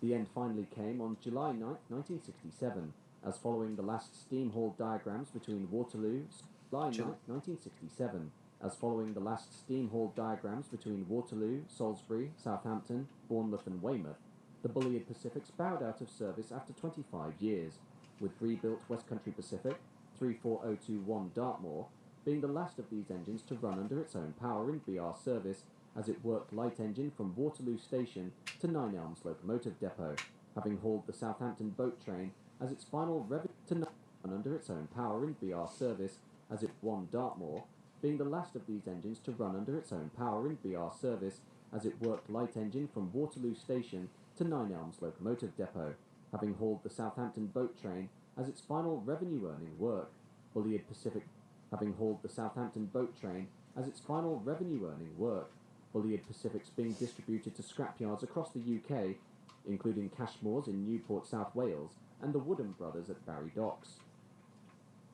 Happily though, for those engines sent to Barry, due to the high workload of Woodham Brothers Limited, who found it easier and more lucrative to scrap railway wagons, steam locomotives were kept in store rather than being broken up, so as to provide dismantling work in the event of a downturn in wagon scrapping, allowing preservationists the opportunity to rescue 10 merchant navies and 26 light Pacifics, while 3 examples... 26? I thought it was 10 20... merchant navy turn in wagon scrapping, I thought it allowing was... preservationists the opportunity to rescue 10 merchant navies and 26 light Pacifics, while 3 examples, 34023 Blackmore Vale, 34051 Winston Churchill, and 35028 Clan Line, had been preserved directly from British Railways upon their withdrawal, the surviving examples of Bulliard's Pacifics proving to be superb locomotives in preservation due to their good route availability and ample power, some engines even having returned to the main line for the haulage of rail tours, most notably the unrebuilt 34067 Tangmere, the rebuilt 34046 Braunton,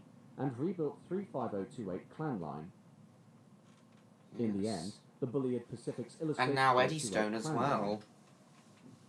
In the end, Yeah, the Bulliard KFC. Pacifics illustrated an incredibly innovative series of locomotives, which were the mainstay of express passenger services out of London Waterloo and Victoria for nearly 30 years, and although many of their cutting-edge facets, such as the chain valve gear and oil bath lubrication, did dampen their performance and push up their maintenance costs, they were Indeed. otherwise superb machines that proved their versatility on all manner of operations, continuing to show their worth even in preservation as the last glorious outing of the 1920s and 1930s Art Deco era to work on Britain's railways. Yeah, boy.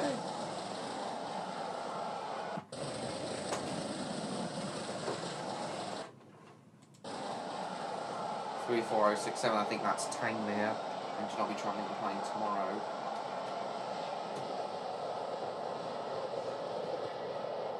Lovely.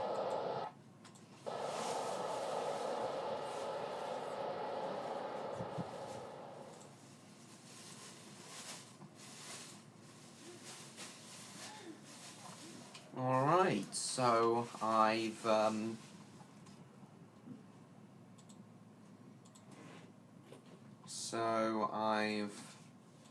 said a lot about Bully Pacific so far, but I've said a lot about the Bully Pacific so far, but I haven't played much Roblox, so let's do it. Let's finally play a bit of Roblox. Hold on.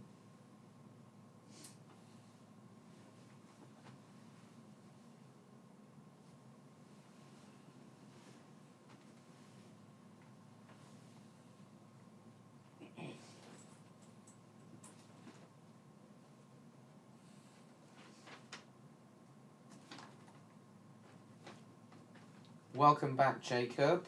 Just finished watching that documentary about Rudyard's documentary about the Bully Pacifics.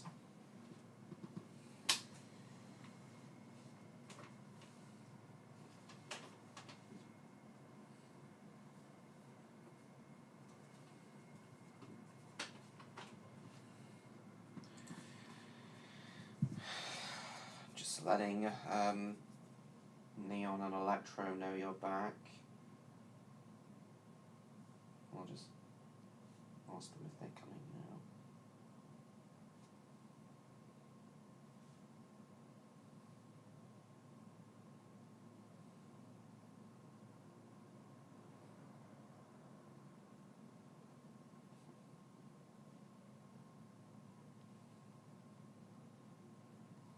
Welcome back, James. Just finished that documentary about the Bully Pacifics. I'm sure they'll be here soon, Jacob. German steam locomotive while in Germany? Well, that's a given of Germans using a German steam locomotive while in Germany. That should be a given.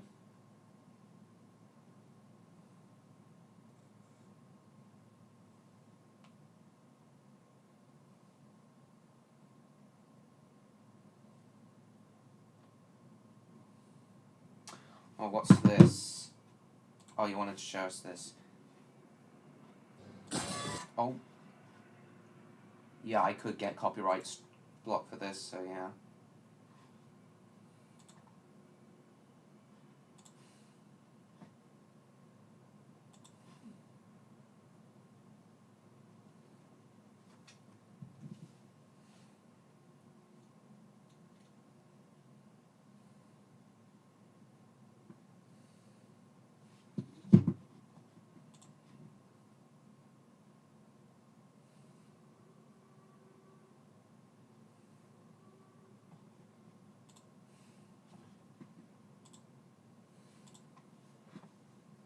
Trying to get him copyright claimed. Of course I remember that, James, that was funny. Oh, that's the same thing. Right then. Alright, so I haven't played any Roblox yet tonight, so we'll do that now.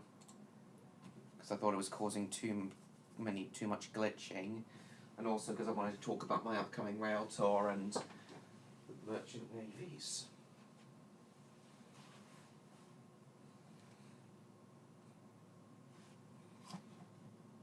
I'll show that documentary of Tangmere being restored again when Electro shows up, as it involves engineering.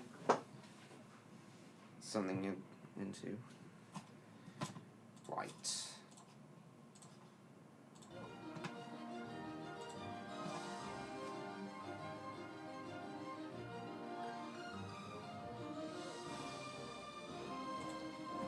Roblox as well will probably slow it down even further, but I don't know.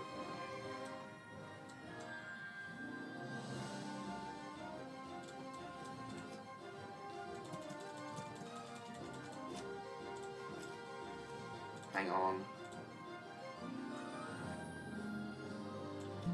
May also do a bit of editing before the end of the stream, but we'll see.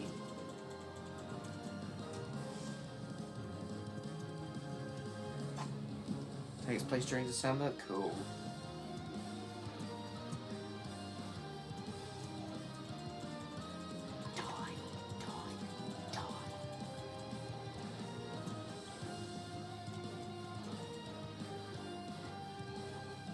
Come here, you.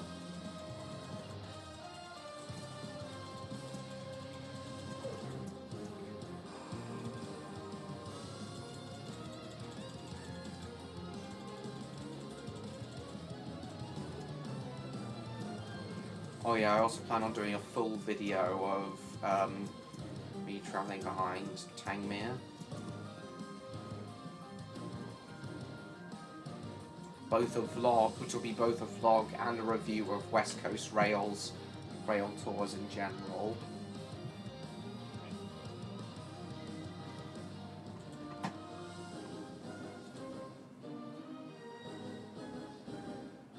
Yeah, having Roblox open does cause the bitrate to drop.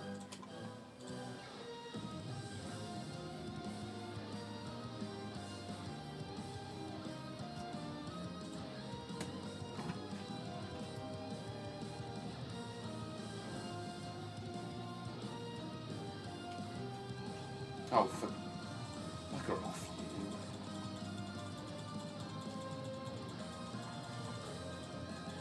you. Is John Murray still there? Oh, and is Jacob still there? Where Neon is.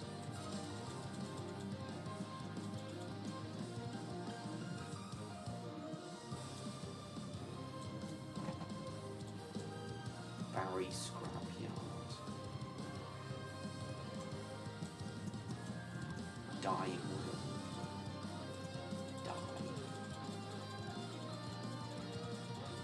Dice. No. Separation fence. Won't mention the war scene didn't cause offence? Yeah, I know. And if it didn't cause offence in Germany, why would it cause offence here? Why should it cause offence here if it didn't cause offence in Germany?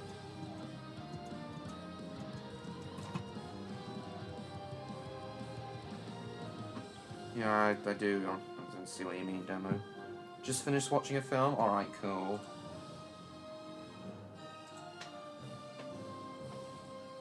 .10 megabits a second upload. Ridiculous.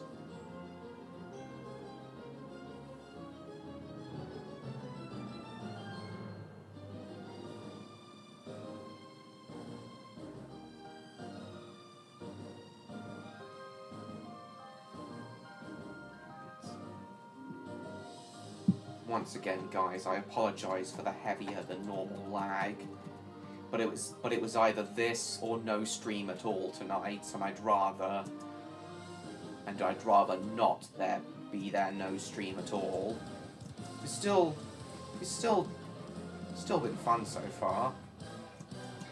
Finally getting into Roblox. We'll play British Railway later in this stream as well.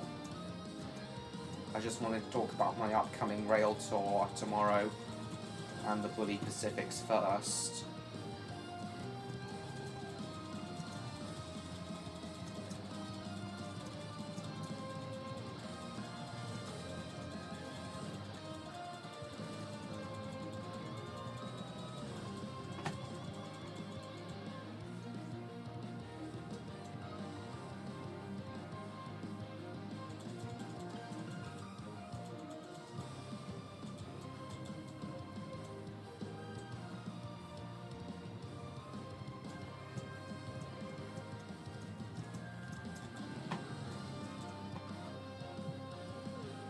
top 100 UK TV episodes, and rightfully so.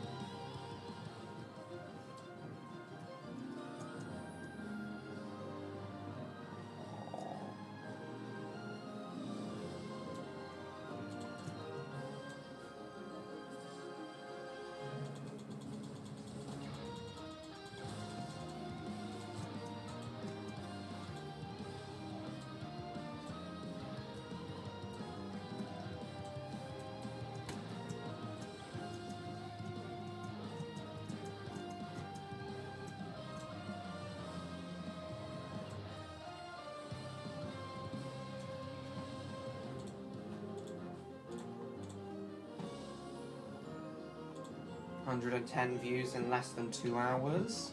Lovely.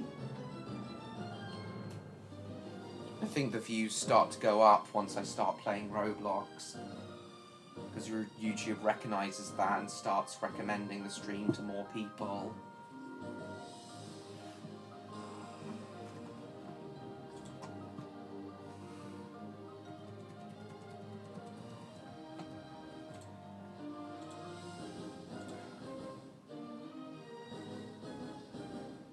Of course I knew that. I've known that since I was like 4, Damo.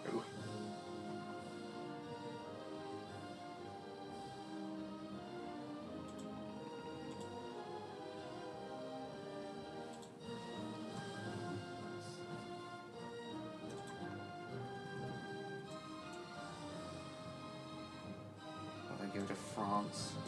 I'm sure that would be funny.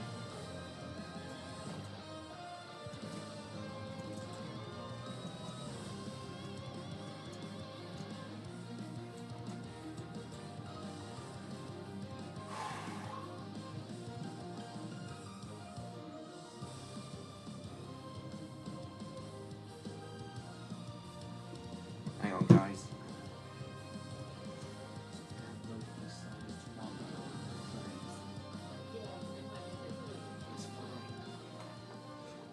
Alright.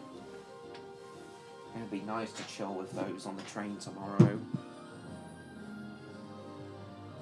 Since I watched the episode of Horrid Henry, yeah, the one where he eats snails. Well, I've known that since before I first saw that episode. John Murray.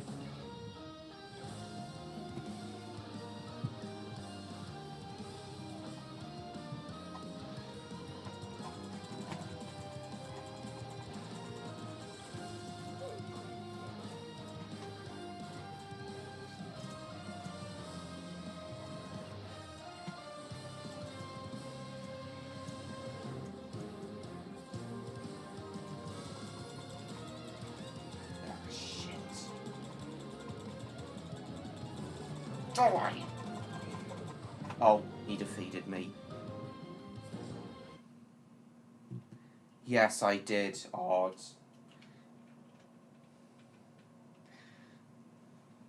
And you never answered me on,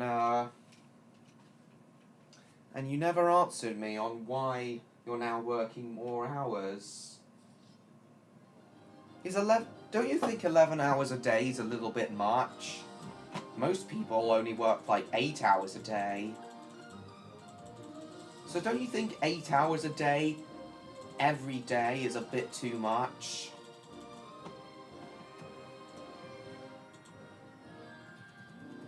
That's like the sort of hours people who work in the film and TV industry have. Not people who work at family businesses and cafes.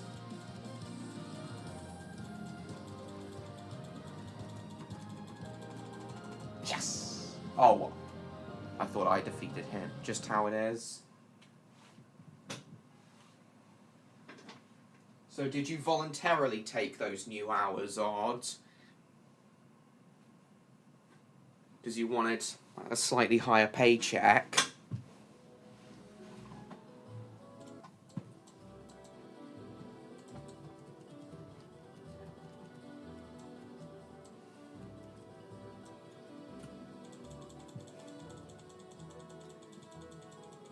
Oh, it's just not possible for fewer hours. Is that to say your cafe is currently suffering from staff shortage, and that's why you're having to have 11-hour days, Odd.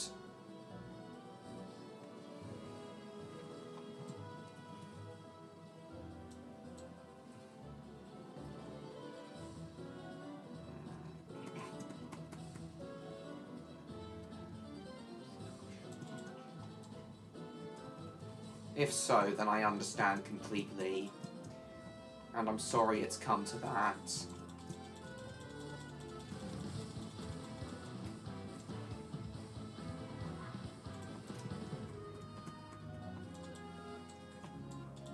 Shit.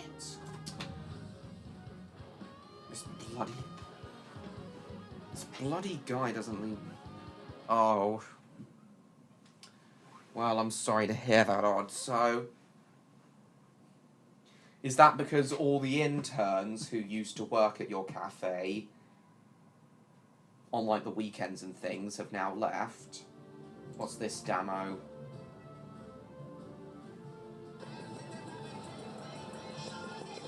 This is an interesting advert. Interesting animation style, at least. Yeah, I know you're here, Odd. It's lovely to see you regardless. I'll just let Jacob, Neon, and Electro know you're here, Odd.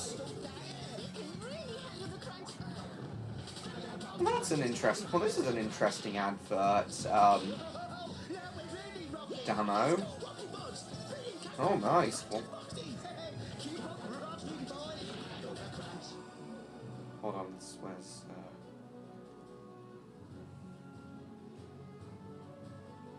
Just gonna have some patience with me? Alright. Okay, so for the foreseeable future... In that case, Odd, for the foreseeable future, I'm not going to expect to see you at these live streams until 8:30 my time. Which would be my 9:30 your time. Anyway, Odd, you may have noticed an elephant in the room. That being that I'm streaming... The stream's a lot more laggy than usual tonight. You may have noticed that. And that's because I'm actually streaming from a Travelodge in London at the moment. The one just outside Euston Station. London Euston Station. Cool, James. Need to tell Joe as well. Oh no, I'm not falling for that one, Odd. I'm not falling for a Joe Mama joke. Yeah, you may have noticed that, Odd.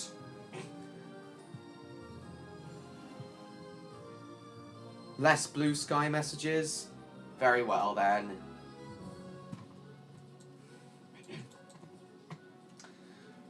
So, the reason I'm streaming on shitty Travelodge Wi-Fi tonight is because,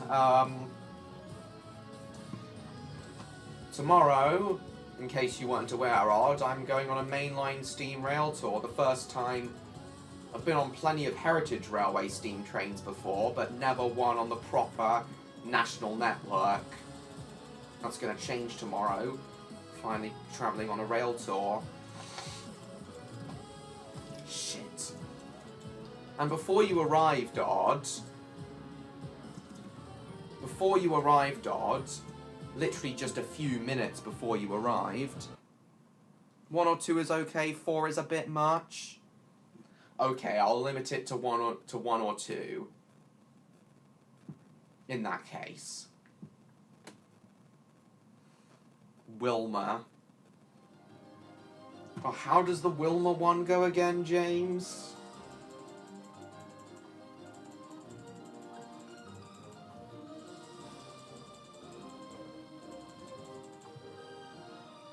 Fred has banned me from speaking to his wife. Oh, is Fred Wilma's wife then? Bloody hell. I've also had a bit of a sore throat recently, Odd. So it feels a bit rusty at the moment. But anyway, Odd, so tomorrow, travelling on a mainline steam rail tour. The first time I'll have travelled on a steam train on the proper national network. so not just on a heritage railway. And this is the... So it'll be hauled by an electric locomotive, a Class 86 from London Euston, the station I'm departing from tomorrow morning. The reason I'm staying overnight in a hotel is because the Railtour departs very early at like 6:48 a.m. So it'll be hauled by a Class 86 electric locomotive from London Euston to Carnforth, and then at Carnforth in Lancashire, where the where West Coast Rail is based, thank God, we're going to be switching to the steam locomotive. An Oliver Bullied designed light Pacific called Tangmere.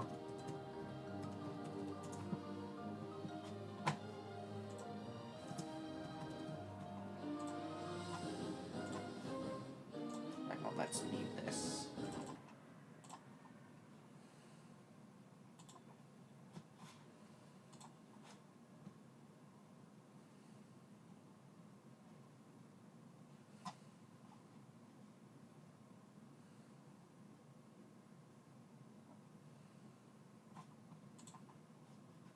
Tangmere was out on the main line only last week. Odd.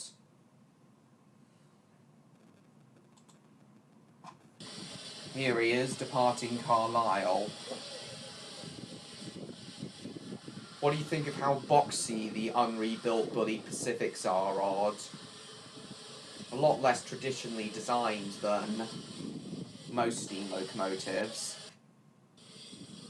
They're so these locomotives are a lot more square looking because of their air smooth casing. Wilma did, you know. That's how it goes, James.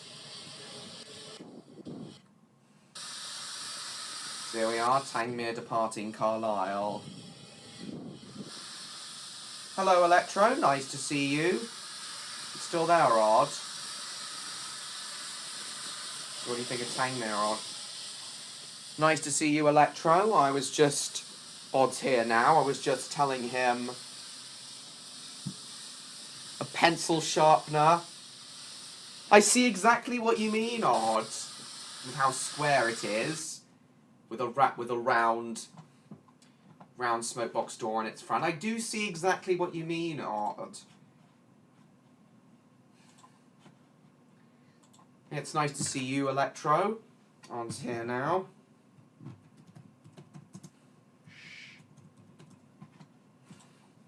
So yeah, a lot less traditionally designed than most steam locomotives, Odd.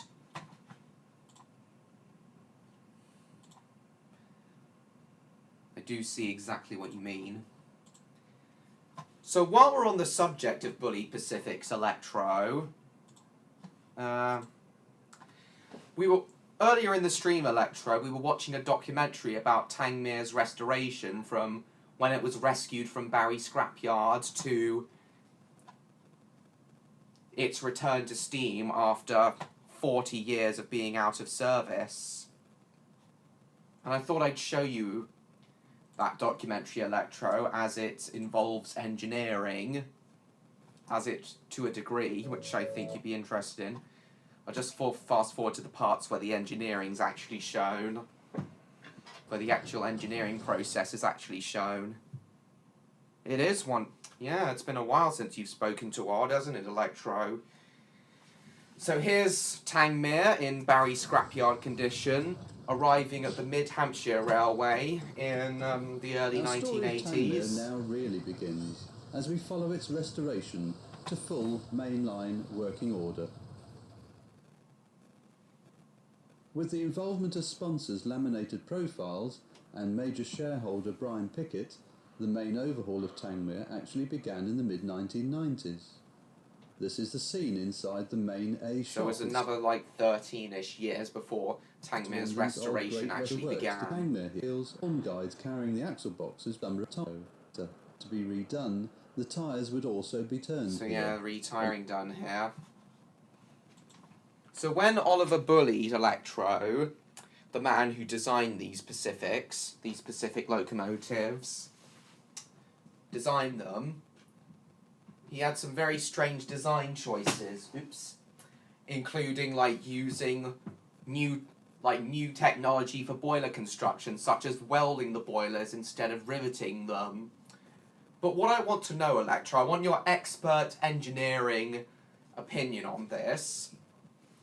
Was it a smart or a dumb idea for Oliver Bulleid to use a use chain-driven valve gear, lubricated in an entire bath of oil?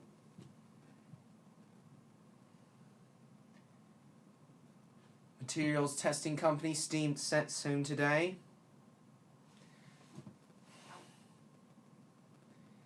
Yeah, lots of things like materials testing would definitely need to be. Materials testing would definitely need to go. Definitely be part of the process of steam locomotive construction, and indeed train construction in general. So, Electro, do you think it was a smart or dumb decision to trial a chain-driven valve gear lubricated by an oil bath? Because usually valve gear is like on the outside of the frames rather than on the inside. And unfortunately, the oil bath that lubricated this chain-driven valve gear,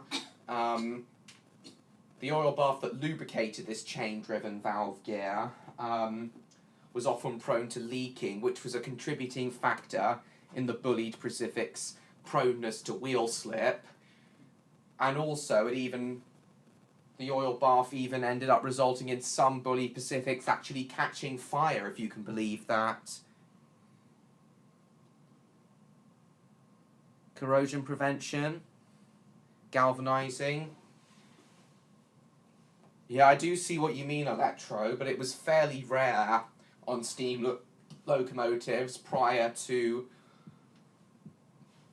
Oliver Bulleid's Southern Railway Pacifics including them. Because unfortunately, the oil baths on the Bulleid Pacifics were prone to leaking and catching fire.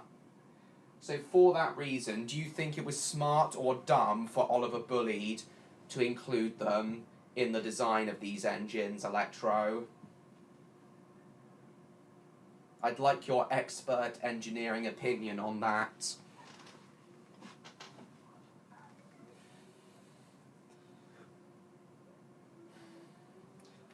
Usually, steam locomotive valve gear is piston-driven rather than chain-driven.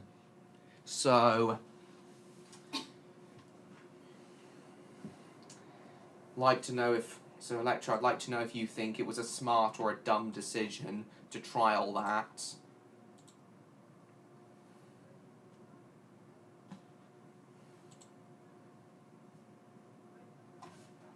While we're waiting for Electro to answer that, so despite your new tiring work hours, Odd, has everything been good with you, despite your new tiring work hours?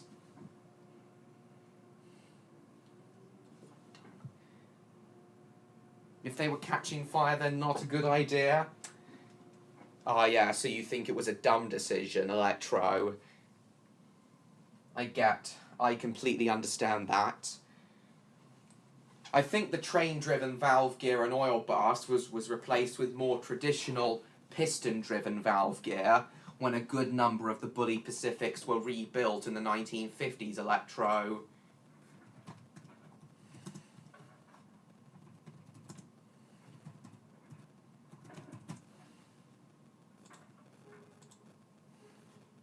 So when the Bulleid Pacifics were rebuilt into this form, Electro, one of the changes made was replacing the chain-driven valve gear with more traditional piston valve gear. That looks like Walshart's valve gear to me on the rebuilt Bulleid Pacifics. For the most part, I'm happy, I'm chill. Lovely, Odd. So yeah, because of all the mechanical flaws that the original Bulleid Pacifics had in their original spam can form, many of them were rebuilt in the 1950s. The chains will need more lubrication. Exactly, Electro, which is why an entire oil bath was needed to lubricate them. Misalignment. They can inaccurately time when they need to open the valve. That was obviously Oliver Bulleid's thoughts exactly, Electro. You're really starting to think like a locomotive engineer now, Electro. That was Mr. Bulleid's thoughts exactly.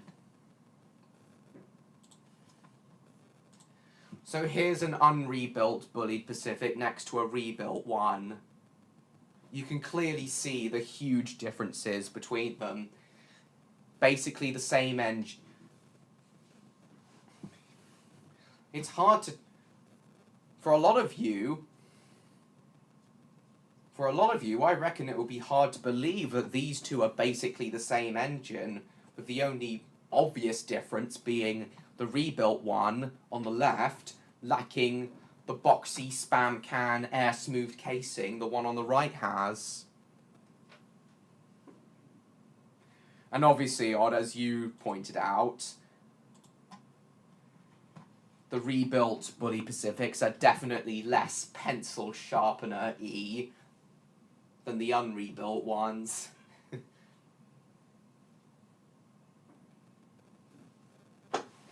Also, Electro, you may be interested to hear this, but earlier in the stream, Jacob also... Oh, speak of the devil, Jacob's back.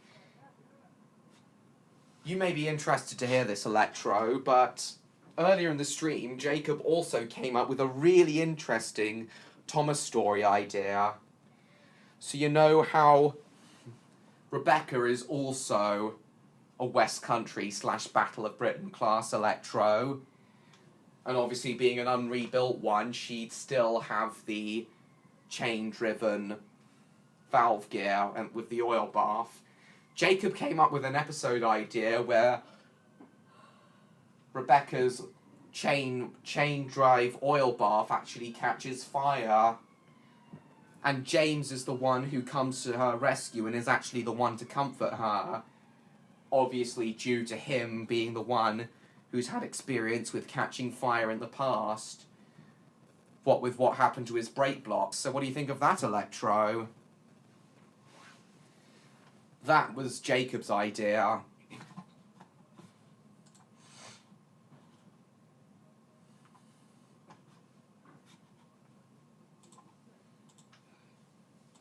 And towards the end of this documentary, here we see Tangmere back in steam after 40 years.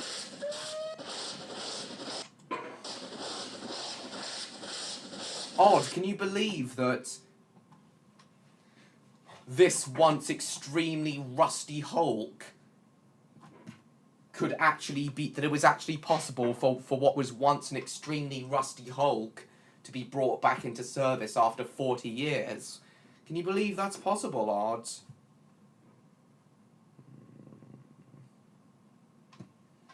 They must have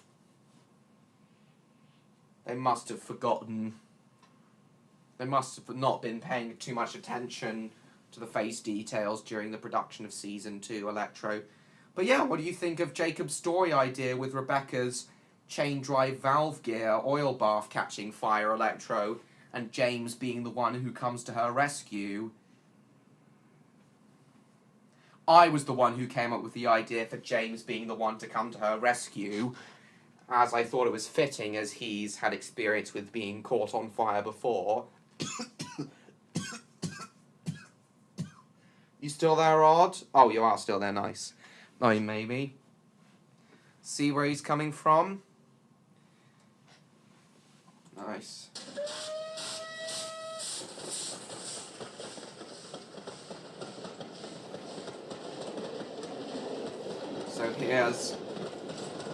So this is Tangmere undergoing loaded test runs.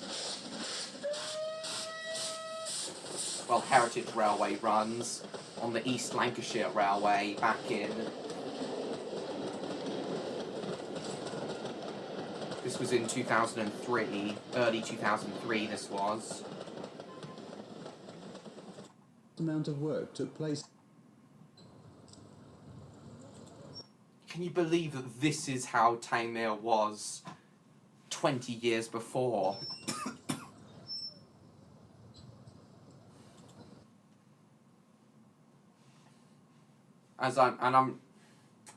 And to reference the Dream song that was cut from Calling All Engines, which I'm sure you'd get, Electro. Here it looks like there's no going back for Tangmere. But here we can see that Tangmere is once again king of the track.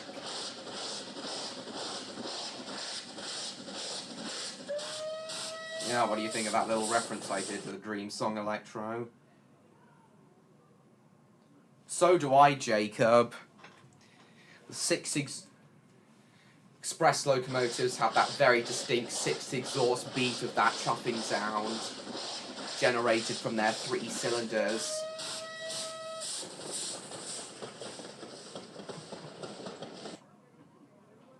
Ended up a far larger task than that in.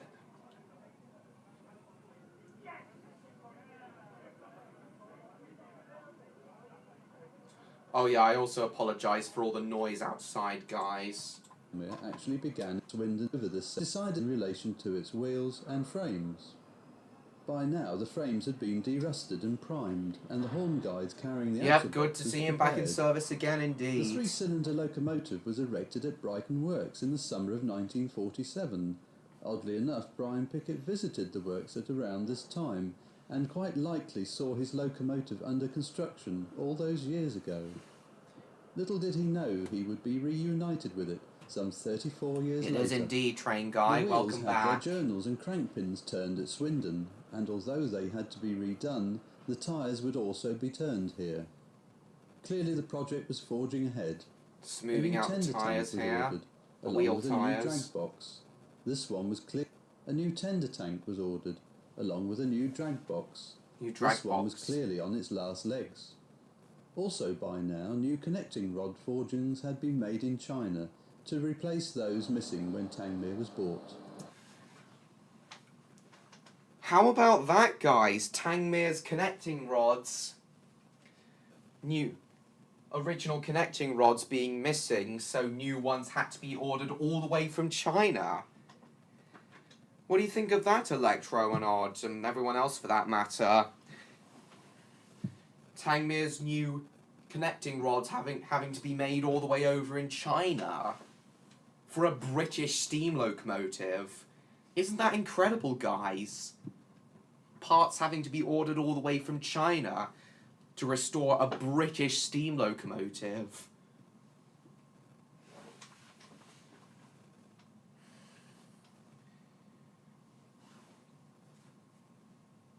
Really shows you how much manufacturing and metal forging declined over the years.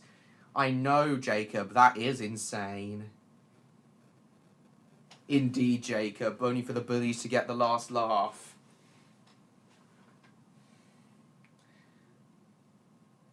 What do you mean that was your idea, Odd?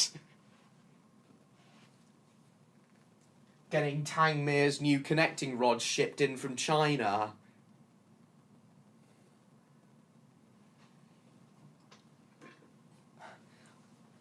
You weren't even born at the time when that happened, Odd. Like I said, Tangmere's restoration began in the 1990s. Well, if you're still there, Electro, what do you think of Tangmere's new connecting rods having to be shipped all the way over from China? Oh, you are still there. Sorry, your message hadn't come through yet. It's not hard to see why China does have good manufacturing and it's cheap. Well, yeah. But it goes to show how us Brits, who once had all sorts of steel works and metalworking and workers with metalworking skills, now not so much nowadays, and now it's all of it's done in China. You told them to order the connecting rods from... Oh, time travel! So you have a time machine in your bedroom, do you, Odd? Is that what you're saying? Oh my god. So you were the one who told them to order them from China. Bloody hell. They do put it in the effect? Yes, they do, Jacob. I can see why Chinese manufacturing has become huge, but it would be nice for us Brits and indeed all other countries in the world to domestically manufacture their own metal products again. That would be nice for countries all over the world, including the UK, to start domestically manufacturing their metal products.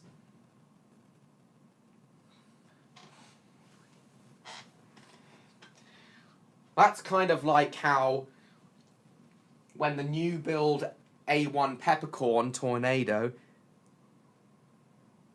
its name is Jimothy. The connecting rod's name is Jimothy. The names of the connecting rods is Jimothy. Oh my god. Don't we all have a time machine? No, not really, train guy.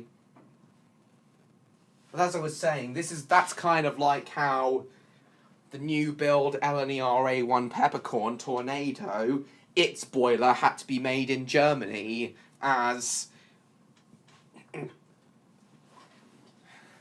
there were hardly any boiler smiths in the country that could build new steam locomotive boilers in the UK. Something else I want your expert opinion on, Electro, is, do you agree that it's sad that fewer and fewer countries now manufacture their metal products domestically, and now almost every country in the world has to rely on China for manufacturing metal products, mechanical and metal products? Do you think that's a bit sad, Electro? The time machine. Ship from Russia.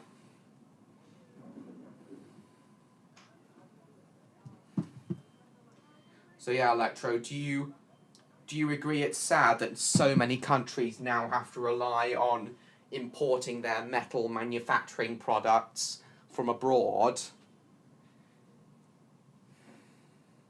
If you're still there, Electro. An engine shed TARDIS, an engine shed TARDIS. Why has no one thought of that before, Jacob? That's brilliant.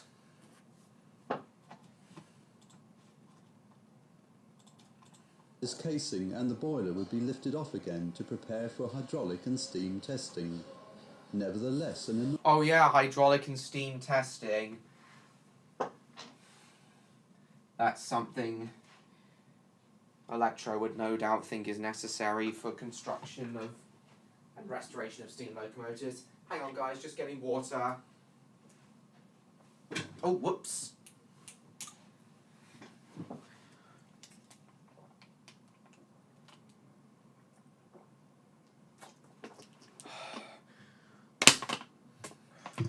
Hang on. Shit.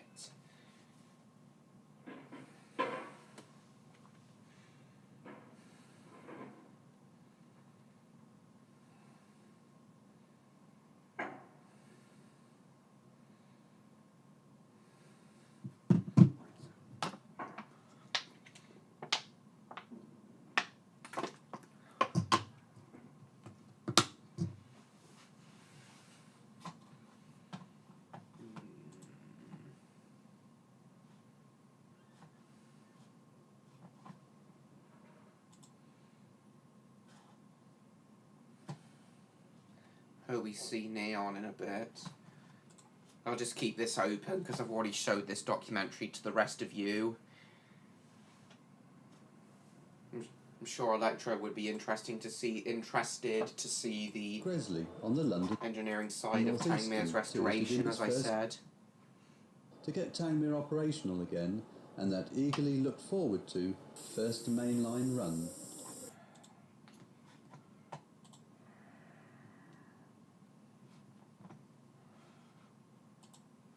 Yep, so do I. Oh yeah, odd. So, whoops. Webcam fell up a bit.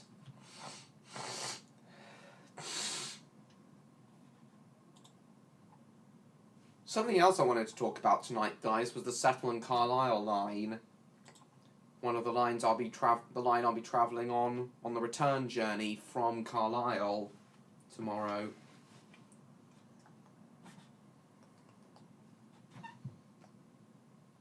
Can't rely on China for everything. Indeed.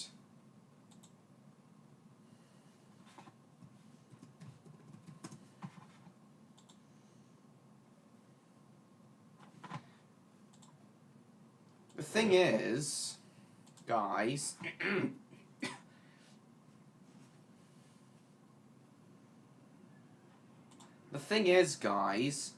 even if you don't like travelling on trains that much, I reckon so many people would enjoy travelling on the Settle-Carlisle line purely for its stunning scenery, the scenery of the Pennines.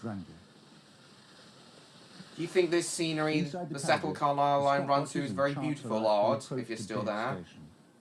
Mallard is giving the helicopter Yeah, the famous A4 Pacific Mallard, fastest steam locomotive in the world, running in the 1980s along the Settle-Carlisle line. I hope Mallard will return to steam again eventually.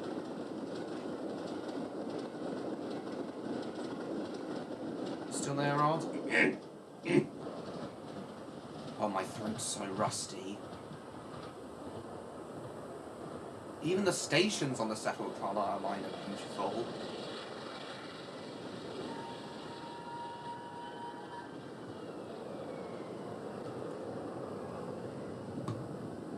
To meet the requirements of the day for a main line on which expresses would run, the ruled gradient could not be greater than 1 in 100, nor the radius of the curve than that prescribed for fast running. In short, Settle-Carlisle was a working main line that just happened to have all the romance of what we now call a scenic railway. Yes. Yes, indeed. Hello, Martin. This will be my first time on the Settle-Carlisle line tomorrow.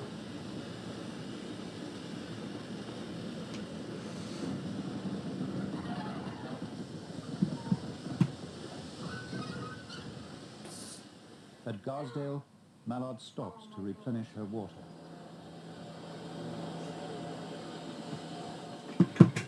The passengers, dazzled by Ribblehead Viaduct, Bleemore Tunnel, Dent Head and Arton Gill Viaduct, Rise Hill Tunnel, get out at 1,000 feet above sea level. Oh, Mallard's been positive. In the days of mainline running, there existed here the highest water troughs in the world, when thousands of gallons of icy water were scooped up in a few seconds. 5,000 gallons of water scooped up in a few seconds. That would have been very lovely. Would have been a very lovely story idea, Jacob.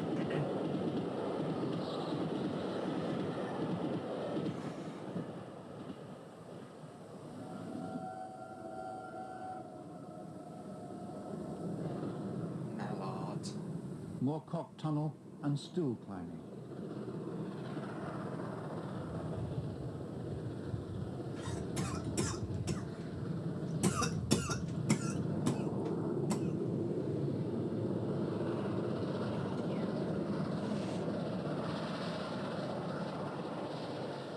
Mallard 50.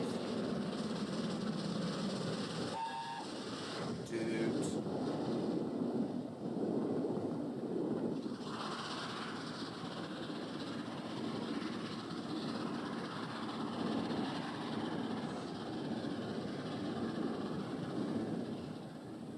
In steam, the game is really teamwork and experience between driver and fireman to encourage and coax the engine as a third personality, the she of affectionate railwomen, who mean by that a fiercely demanding mixture of fire and water. It's taken very hard physical work.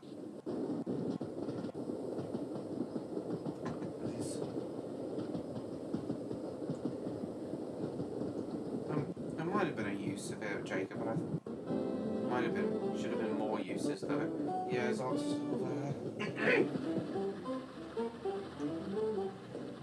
You might have gone to sleep, Martin. Yeah, I'm alright.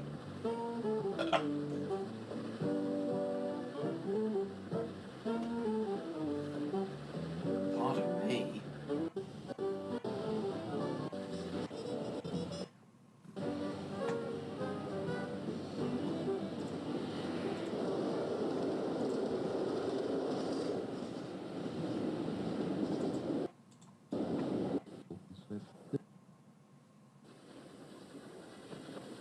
I know, Many Martin. hundreds of thousands do enjoy. Yeah, I'll be going through there tomorrow as well.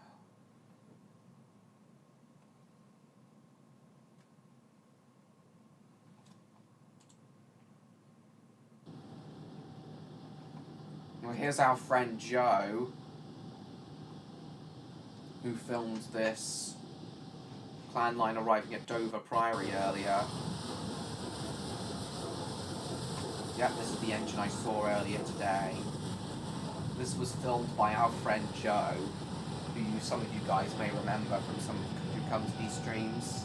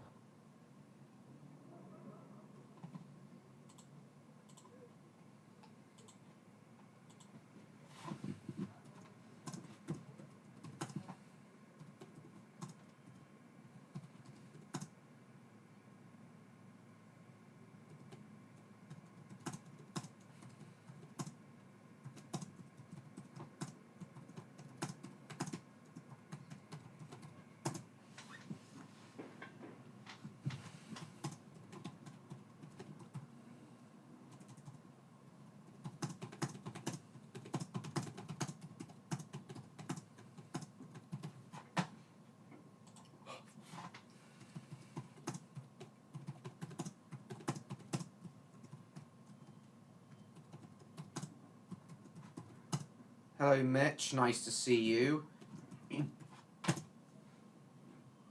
We've mainly been talking about Oliver Bulleid's Pacific locomotives tonight. I saw one earlier today at Tunbridge Clan Line, and I'm going to be pulled by one of them tomorrow. Tangmere.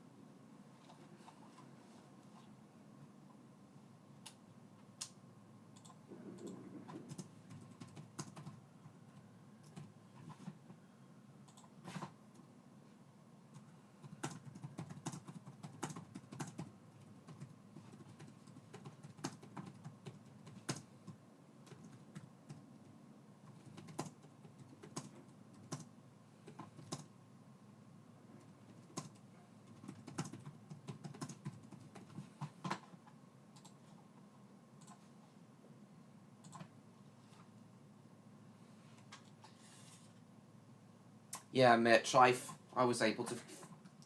I saw Clan Line come past earlier.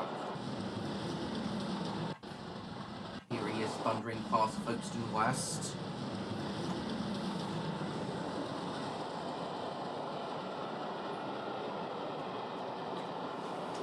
And what looks to be somewhere between 40 and 50 miles an hour.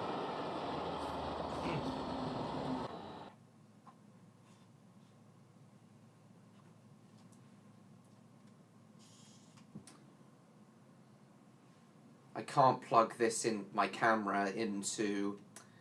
I can't plug my SD card because I don't have the card reader with me at the moment. I can show you guys the Class 375 that almost ruined my shot of Clan Line. So watch the webcam, guys.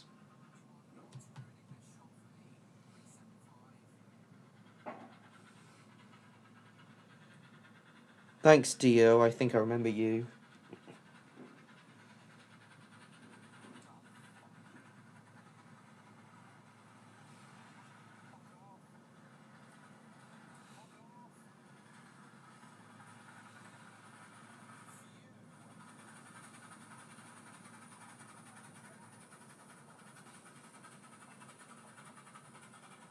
So yeah, Mitch. That pesky 375 almost ruined the shot for me. Seeing a few Christmas rail tours next month, nice. Yeah, what do you think, Train Guy, of that 375 almost ruining the shot of Clan Line for me?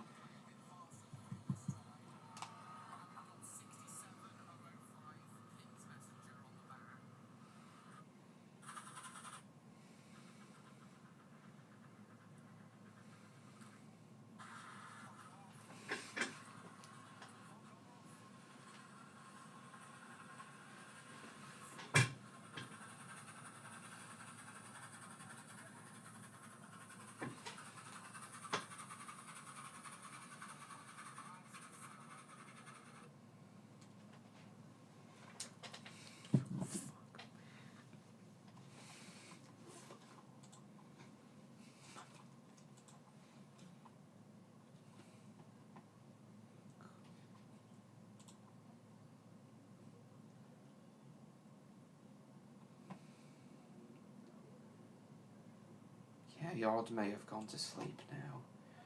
Doesn't matter. Hang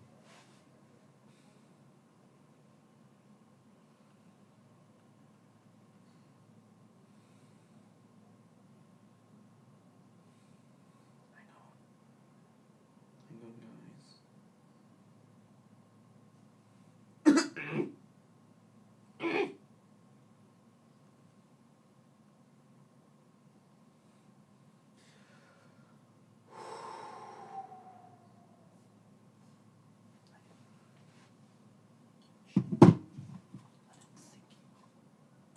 Yeah, I'll leave this open for when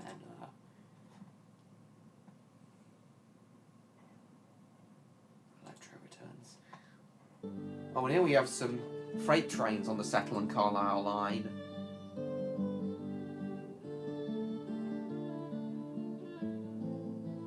Known as the Long Drag. A continuous 16-mile 1 in 100 climb. Footplate ride for a 26th birthday. Driver Alex Bishop. You rode on the footplate of Dr. Sin. That's the engine I drove for my driver experience, Mitch. Yeah, perhaps next time you should sign up for an actual driver experience where you'll actually get to drive one of the RH&DR's engines. Many attempts have been made to close the Settle-Carlisle line over the years, as it was seen as a needless trunk route. But now it's being used as a means of diverting Avanti West Coast services beginning next year.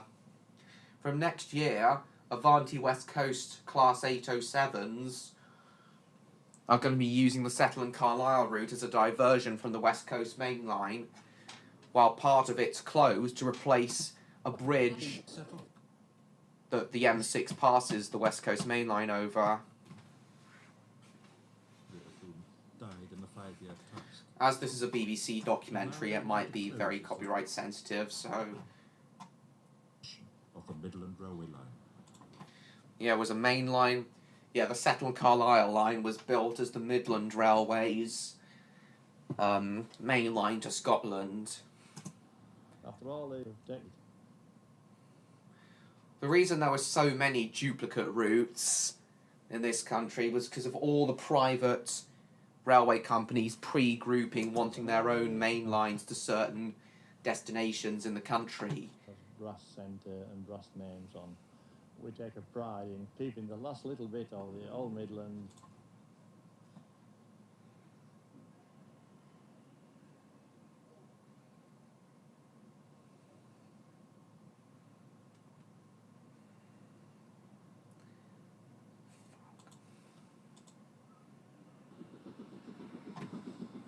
Nine F thundering over the viaduct. Yes. Plenty of activity. Coal train. Plenty of let it interest you, you know. Particularly. Thank you, Mitch. When you had the Yeah, I'm going to do it again on the 20th. What you were doing is I'll need to sign up for a Bluebell Railway membership if I want to be a long-term volunteer, though. You've got to work with your colleagues very closely. Yeah, 9Fs hold freight trains over the Settle-Carlisle line. And this is a site that could have continued into the 1990s. 9Fs hauling freight trains over the Settle-Carlisle line. Had they actually been allowed to live the service life they were intended for, and not been withdrawn so hastily in the 1960s. You can get professional experts. Yeah, you can clearly see how the centre driving wheels of the 9Fs are actually flangeless. So whereas most of the 9Fs wheels have flanges, which you can clearly see, I'm pretty sure the centre driving wheels of the 9Fs don't. This is to allow, I think this is to allow for their extremely long wheelbase to actually go round curves without derailing. And because of this, because they have flangeless wheels, I think 9Fs have actually been banned from British Rail, from running on the main line on rail tours, which pisses me off, but at least we still have 9Fs on the main lines. Oh, they must only be blocked in the UK, John Murray, not in Ireland. Hello, Spyro Kirby, just talking about the rail tour I'll be doing tomorrow. Out in the wires, life wasn't slow, it wasn't dead. There was always something there.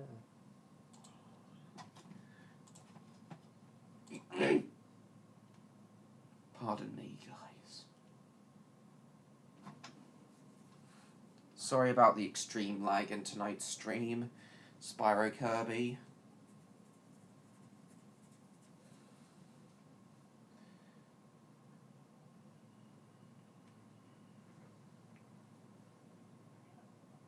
It's only like half a megabit per second. Ridiculous.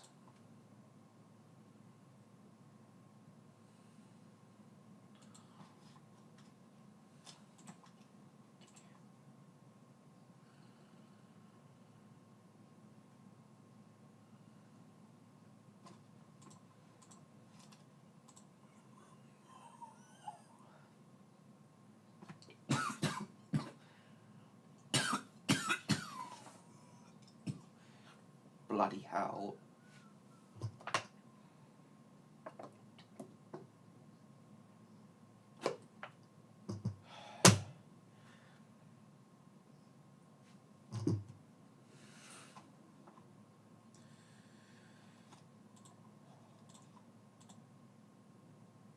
Anyway, now let's play British Railway Drive the Class 86, as before I travel behind Tangmere, as I said, between Euston and Cardiff, I'll be travelling behind a Class 86.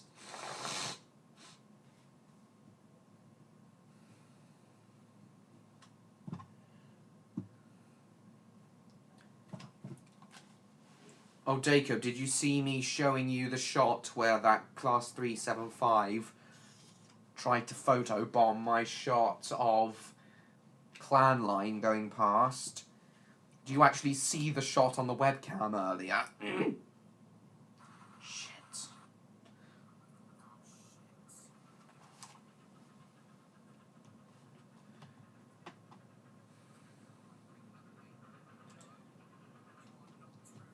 Oops.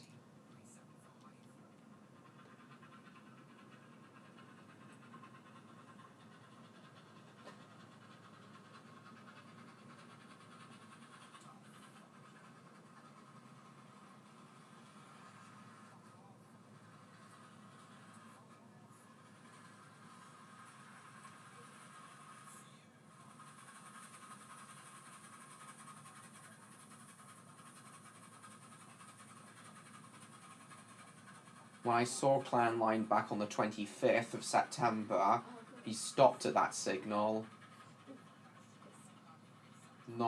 Didn't actually. The Clan Line was accelerating through Tunbridge this time. Probably doing about 25, picking up to 30 miles an hour as he went through Tunbridge.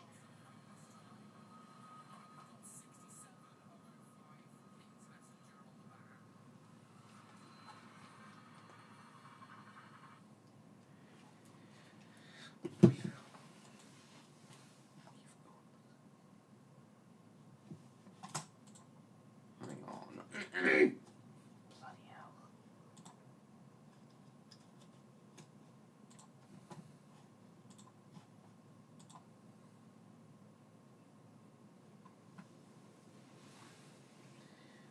Looks like internet speed's a bit faster now, because as we're getting towards the night, fewer people are online now, so which means more internet speed for me.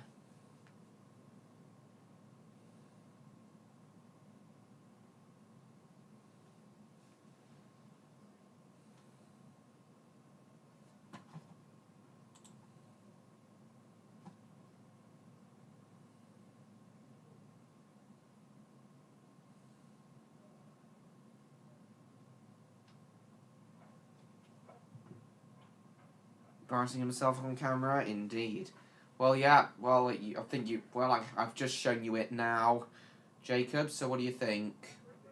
Yeah, I've just shown you it now, Jacob. So what do you think? Oh, this is taking too long to load.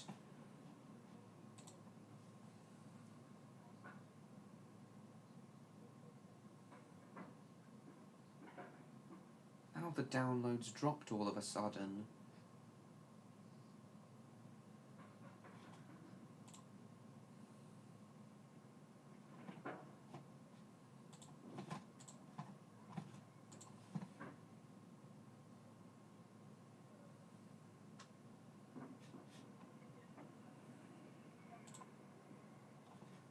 Bloody hell.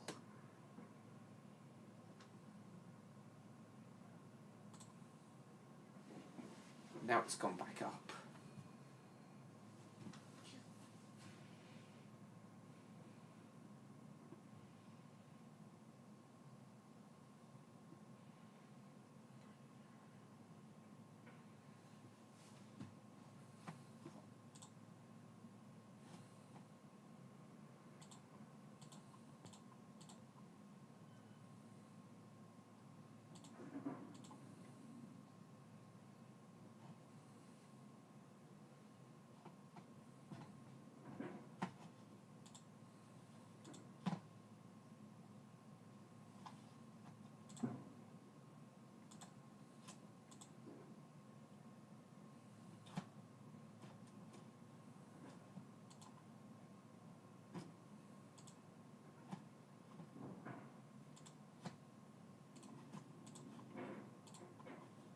Go away.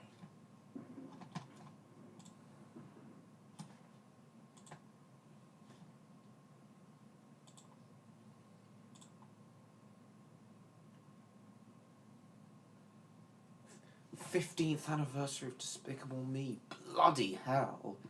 I remember when Despicable Me first came out. It wasn't Scotsman, Jacob, it was Clan Line. Still an amazing locomotive, though.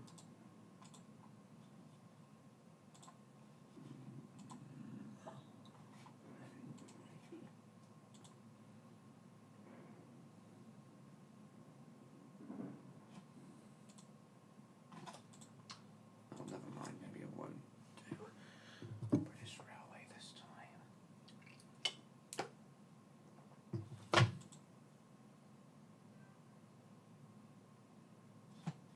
What the fuck do you mean, no data?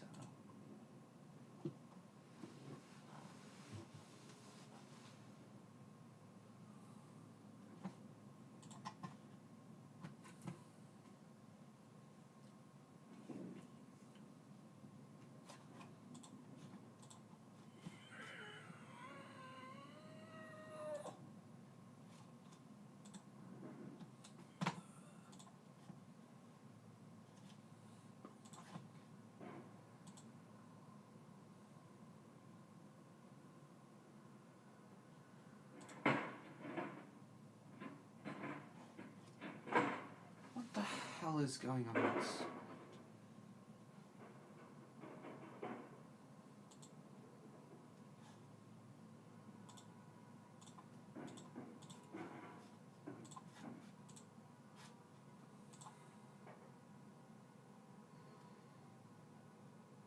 Oh, there's a car alarm as well.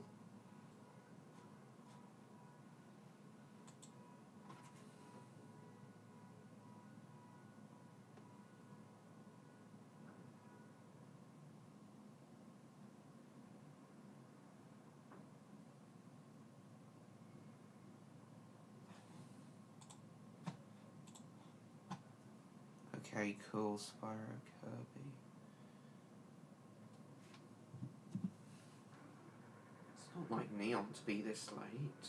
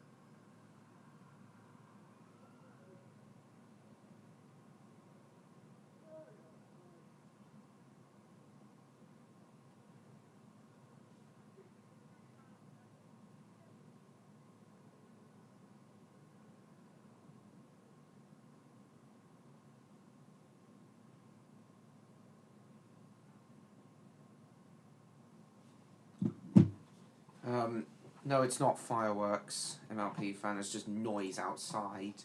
I am in London after all. Welcome back, Electro. You've just been playing a game? Alright.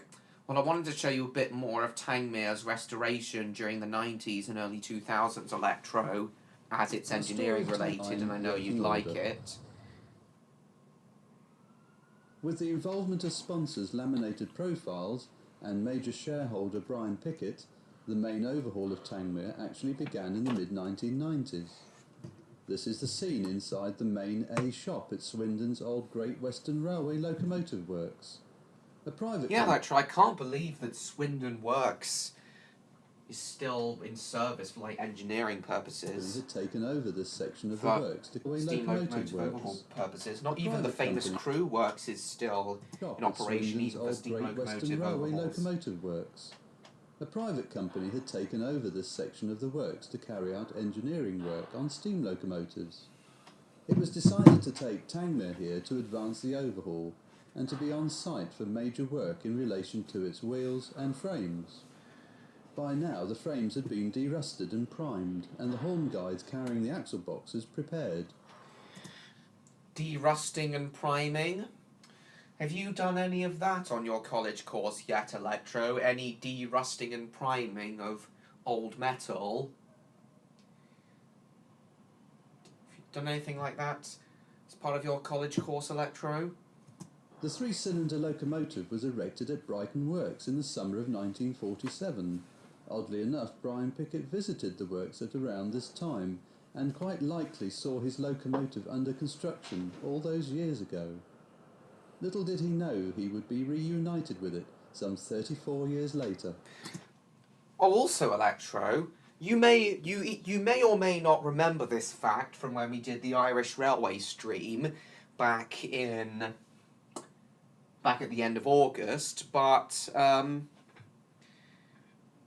you have done corrosion, and rust is basically a form of corrosion, so... Have you done corrosion repair before, Electro? Like, anti-rust? Also...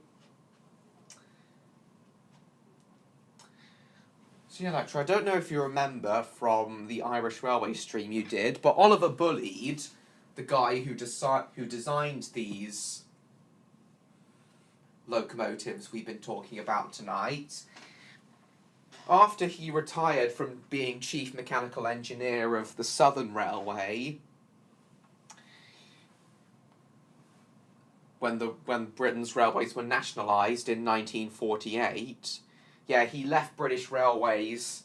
He left the southern region of British Railways out of protest because he was no longer allowed any sort of autonomy or say in how he designs his locomotives.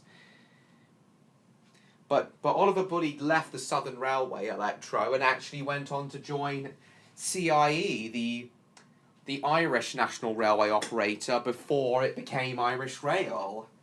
And he was the one who, Oliver Bulleid was the one who actually designed that turf-burning steam locomotive that we talked about during the stream. Do you remember that, Electro? The wheels had their journals and crank pins turned at Swindon, and although they had to be redone, the tyres would also be turned here. Clearly the project was forging ahead. A new tender tank was ordered, along with a new drag box. This one was clearly on its last legs.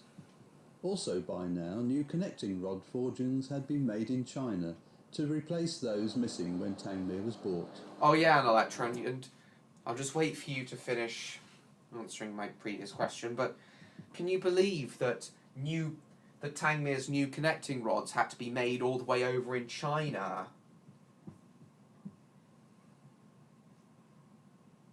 Good, Martin. None here either. It's just a bit of banging. So yes, Electro, Oliver Bulleid, the guy who designed the locomotives we've been talking about tonight, did indeed work for Irish Rail after being chief mechanical engineer of the Southern Railway. And he started his career under the tutorship of Sir Nigel Gresley, chief mechanical engineer of the London Euston Railway. Yeah, I'm aware, Jacob. Also, Electra, can you believe that Tangmere's new crank pins had to be shipped all the way over from China? Oh, wait. Hang on a minute, I already asked you that, Electro.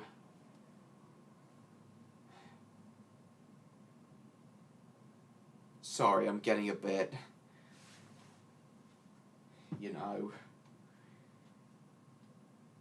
I'm so sorry, Electro, I already asked you that.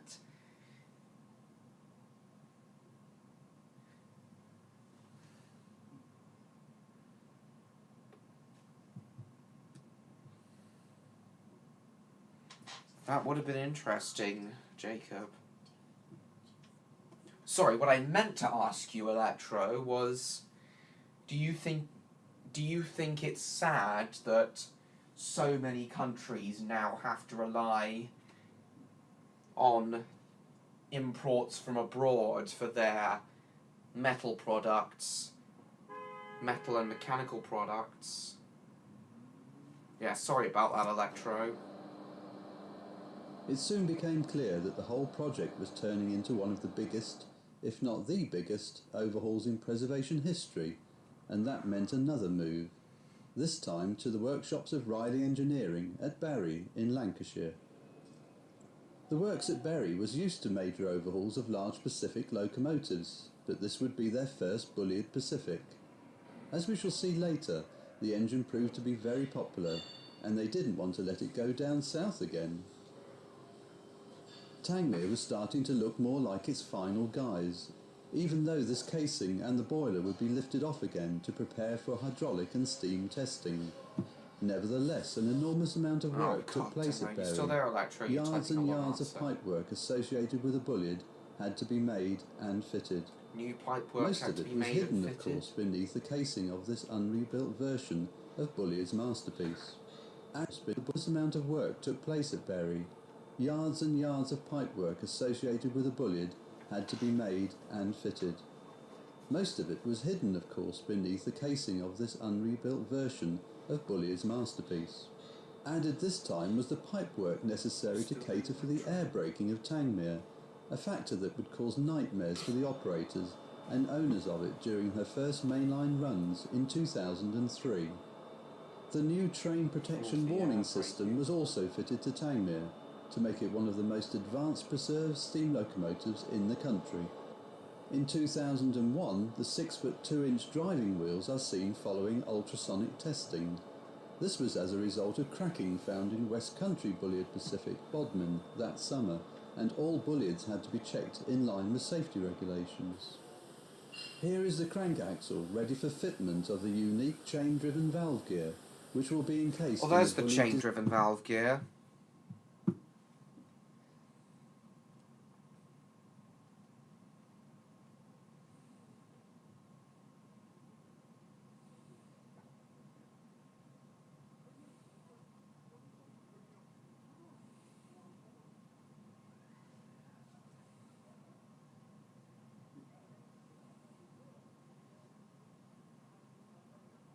So yeah, that's what the inner workings of the chain drive valve gear and oil bath look like. designed oil bath. The 3 cylinders travel 2 feet and are a little over 16 unique chain-driven valve gear, which will be encased in the bulliard-designed oil bath.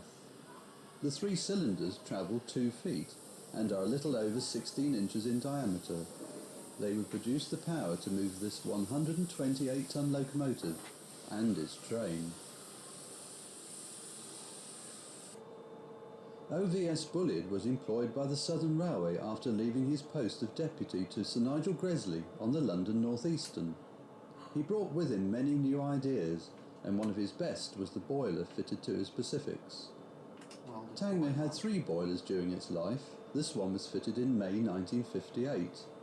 Following a complete retube, it stands ready for its first test to judge its integrity.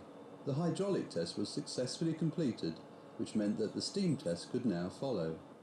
This was crucial to the whole project, to get Tangmere operational again, and that eagerly looked forward to first mainline run. The precision job of aligning the axle boxes in the frames took place at Bury. This was a crucial part in the process of getting the rolling chassis. Oil channels have been carved into the metal to allow lubrication.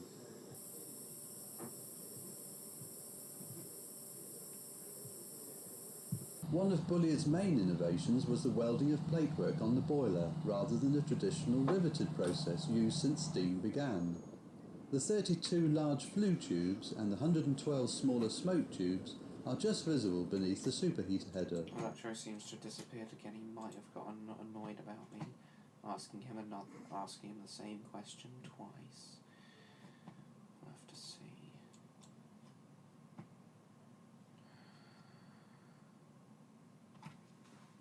Guys, I know previous streams in recent months have gone on until like 11 o'clock or later, but I have to end tonight's stream no later than 10:45.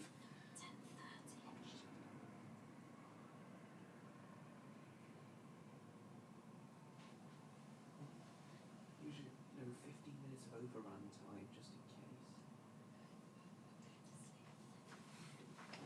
Yeah, but I have to end tonight's stream at 10:45 at the absolute latest tonight, because I need my sleep.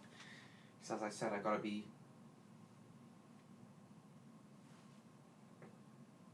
be in Euston, like, excuse me, no later than half an hour before the Railtour departs. Thank you, Damo.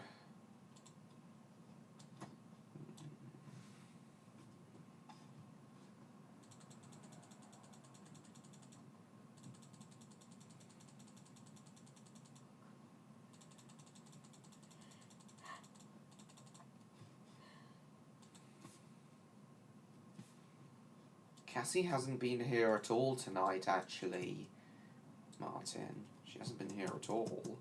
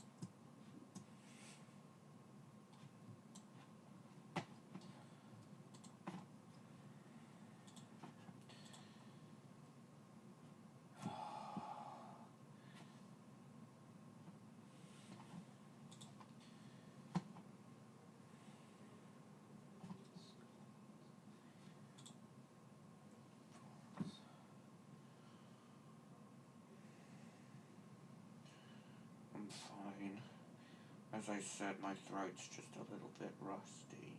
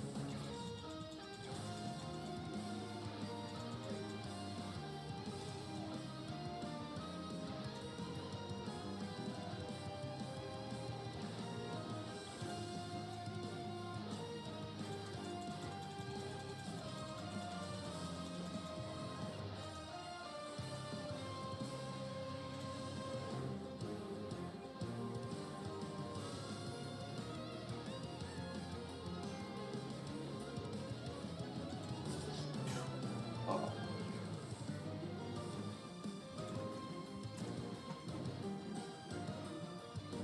Bloody hell.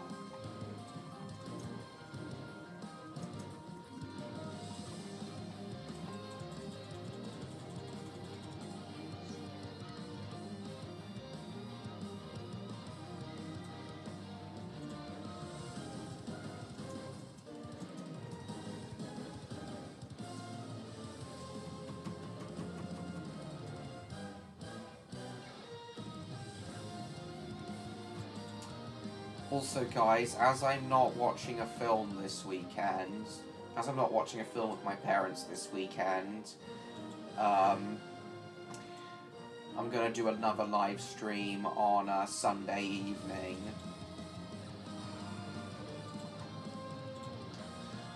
It'll be a running session. Shame I don't have any models of Bullied Pacifics to run.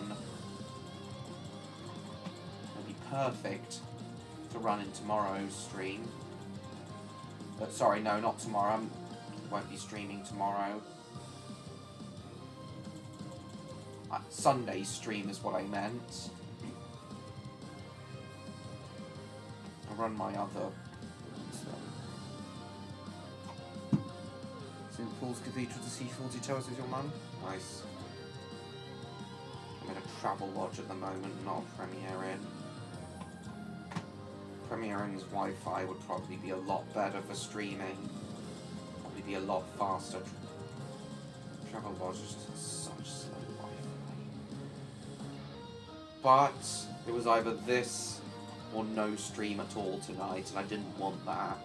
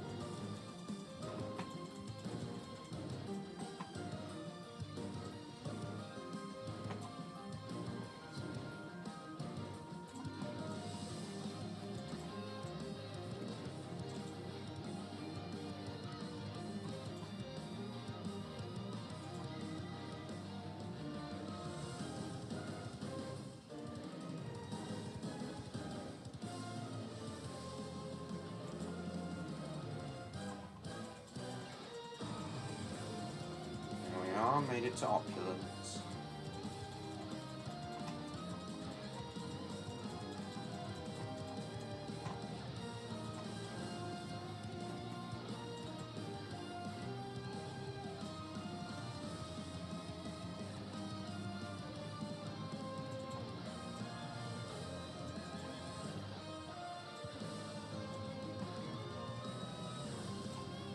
Don't mention the war.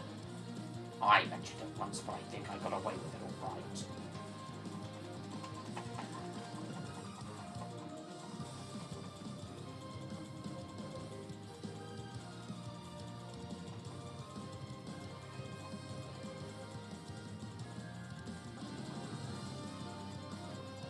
Oh shit, Mr. George. Must have got 1 million XP from that.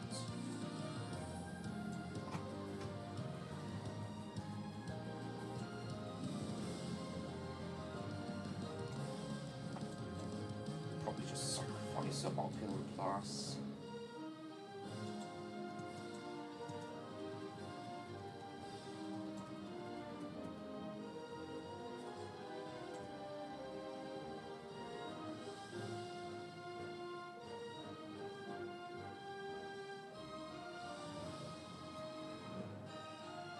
I know, Damo.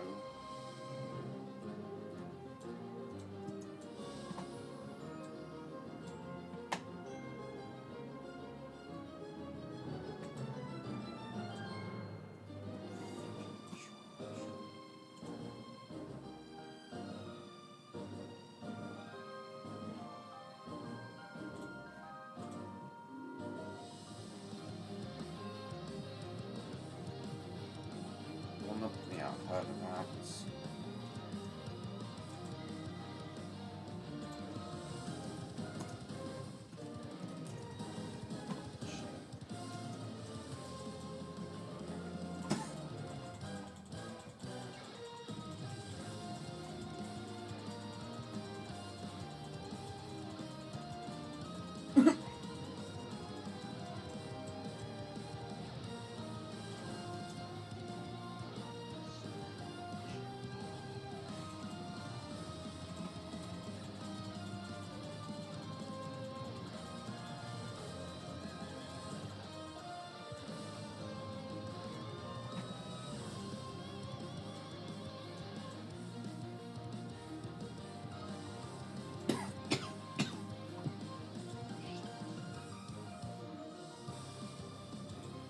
What do you mean when it's 2026, Cassie?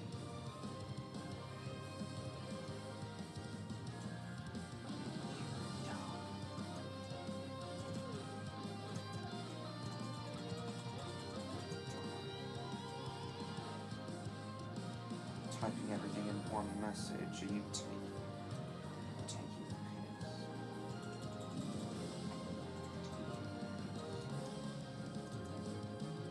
It's just taking the piss.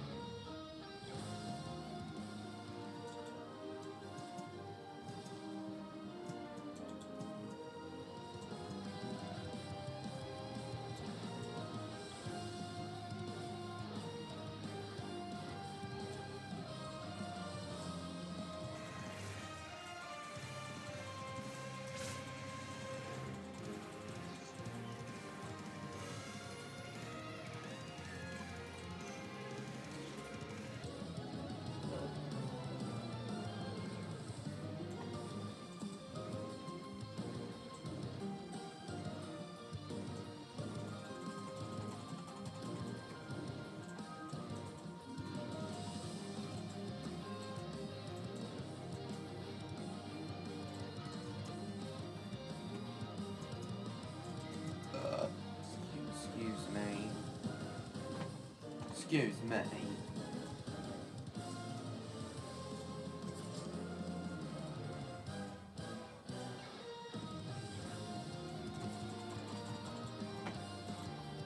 Excuse me.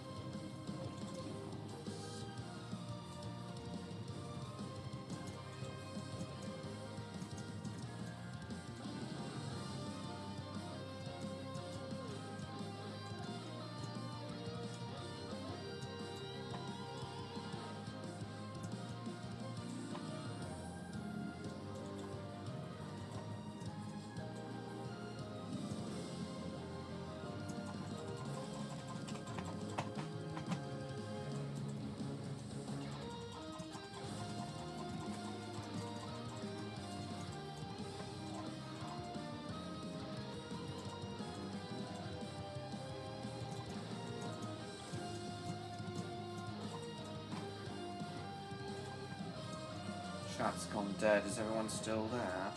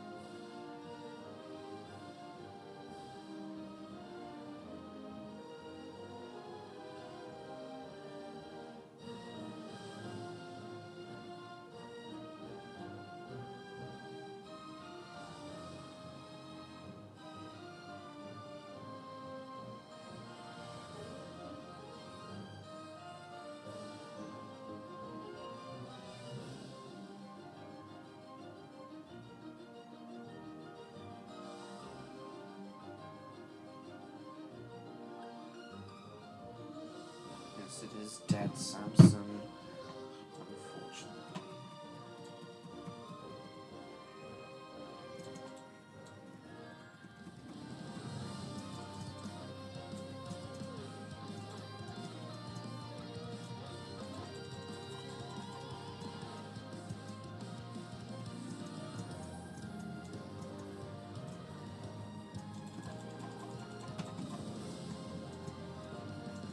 Come on.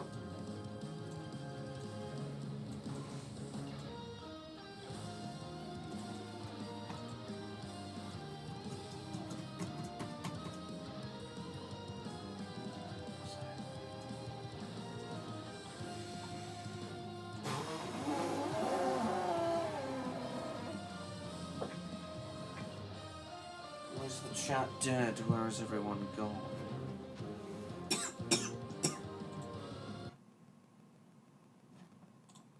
Oh wait, I've been killed.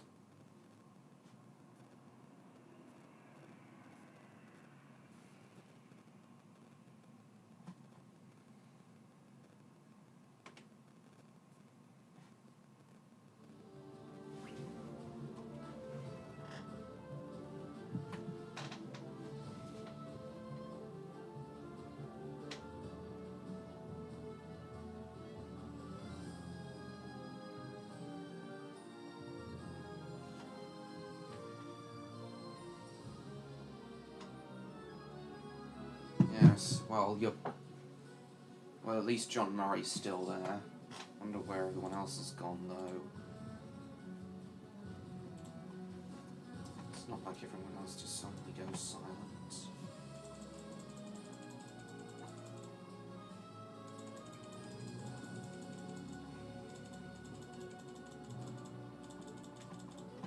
At least I know the chat's not broken if I can see that John Murray's still there.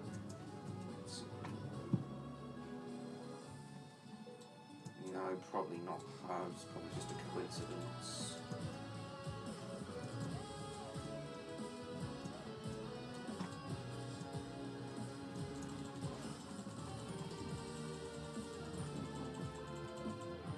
Fuck off, George.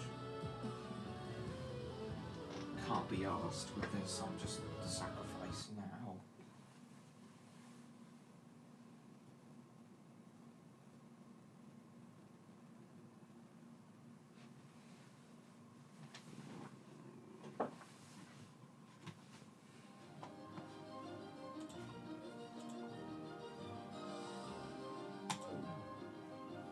We are sacrificed.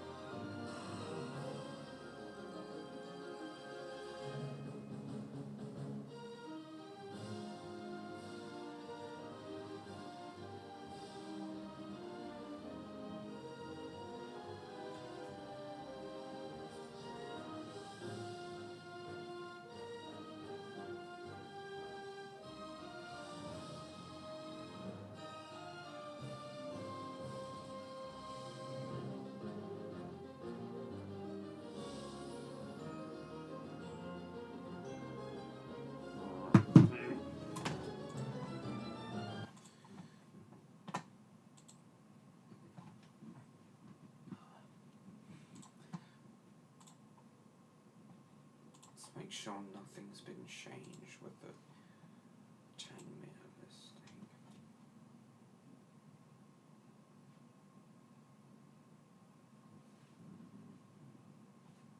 Yeah, the Shakespearean was cancelled a good while ago.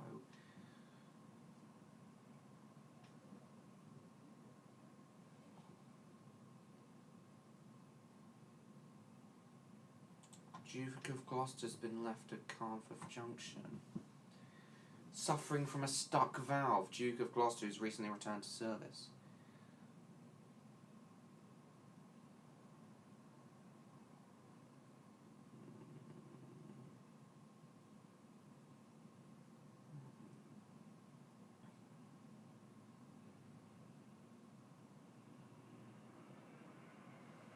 Stopped at Carnforth.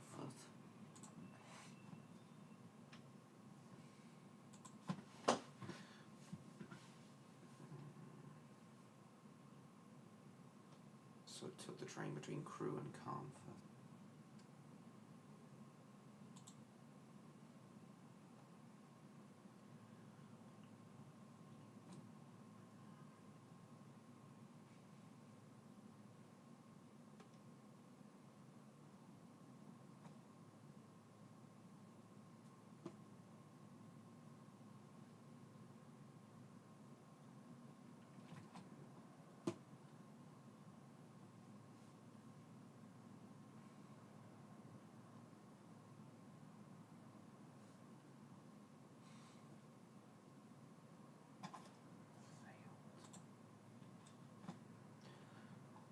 That's a shame.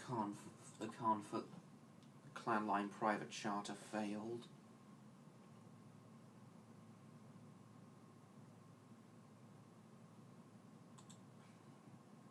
Well, Tangmere must be good to go for tomorrow, though.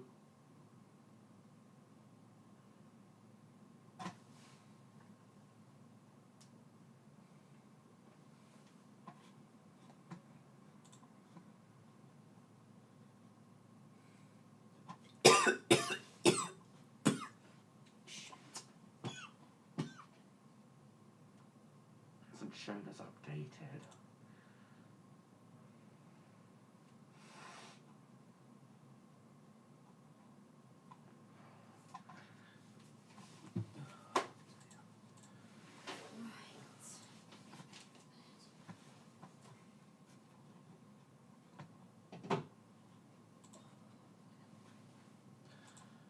Welcome back, Jacob. Yeah, I'm all fine.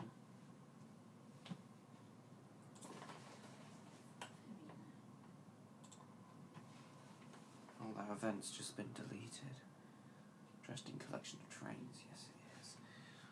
Welcome back, Jacob. God, the throat's very rusty now. Well, I'm getting tired myself. Yeah, in a minute.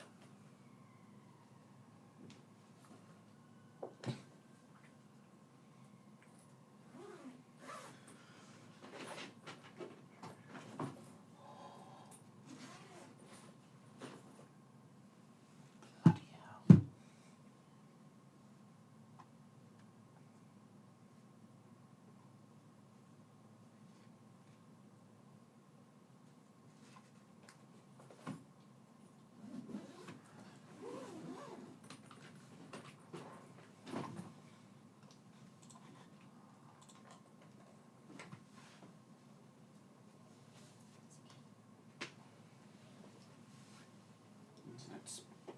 The internet speed always seems to slow down whenever I open Roblox. Of course, causes more lag. Oh, where you go? Oh, you're going? Are you MLP fan? Alright. Thank you for coming. I'll see you next week.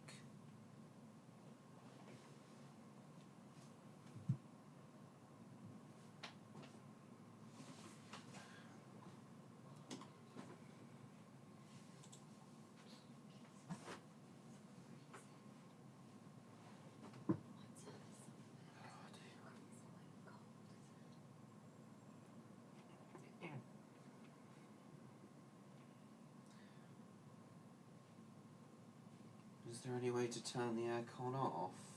Yeah, we could if you want. Then it might be a bit too hot though. Yeah, I've turned it up to 22 degrees. Good, 203 views. Lovely. Here we are, 203 views. Lovely stuff.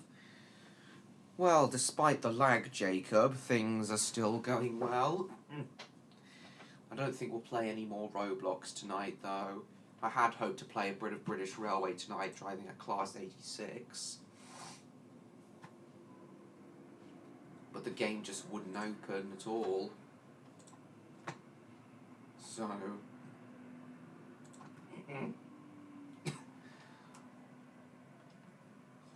I'll really need to fill up my water bottle before bed.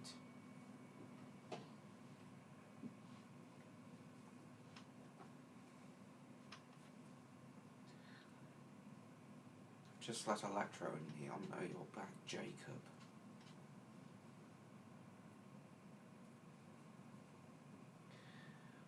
I'll go until 45 if either of them show up. Like within the last 10 minutes before 10:30, but then I absolutely will have to end at 10:45 because I gotta get some sleep. See, look, it's just not opening British Railway, so we'll drive the class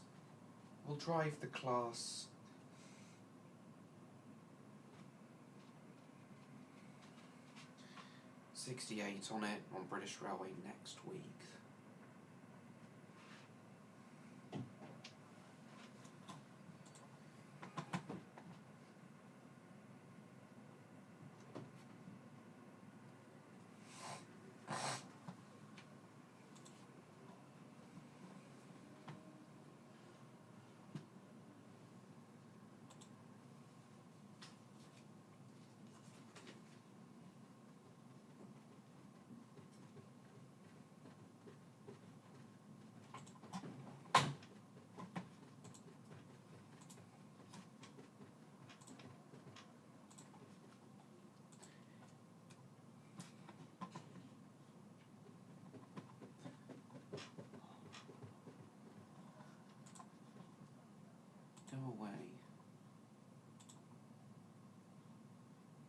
timings for the Cumbrian Mountain Express tomorrow.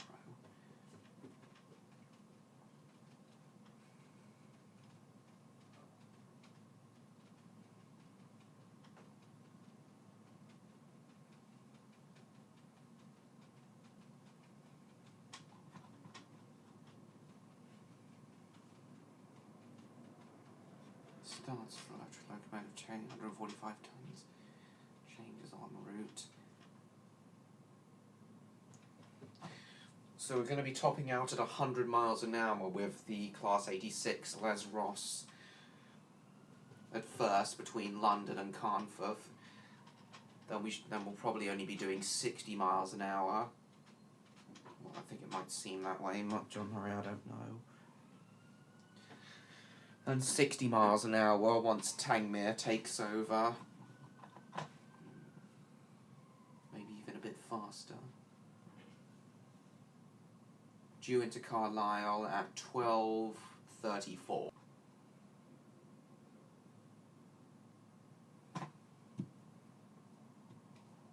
Well, in some ways, yes, Damo.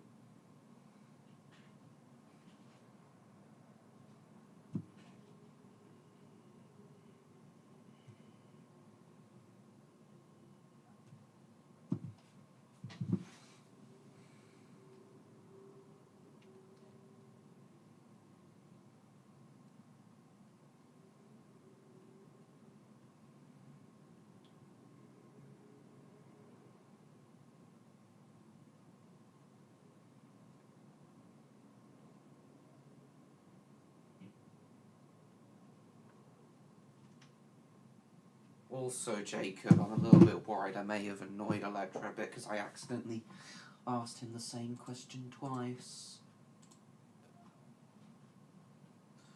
See you later, Martin. Thank you for coming.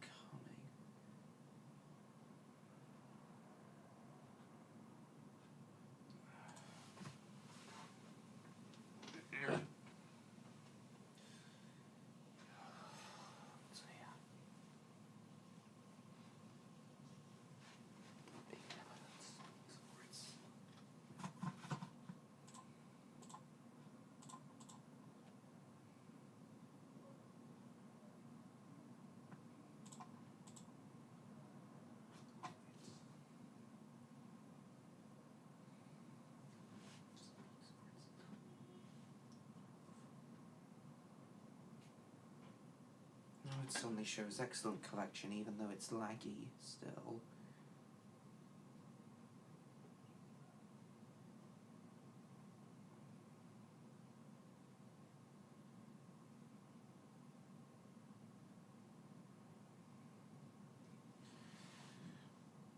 Is Jacob still there?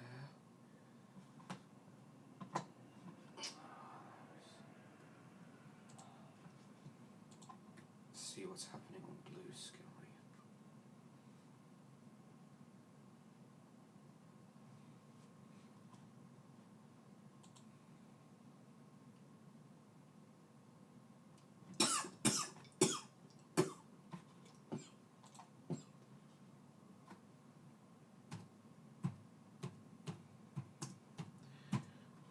Any news on Spyro 4?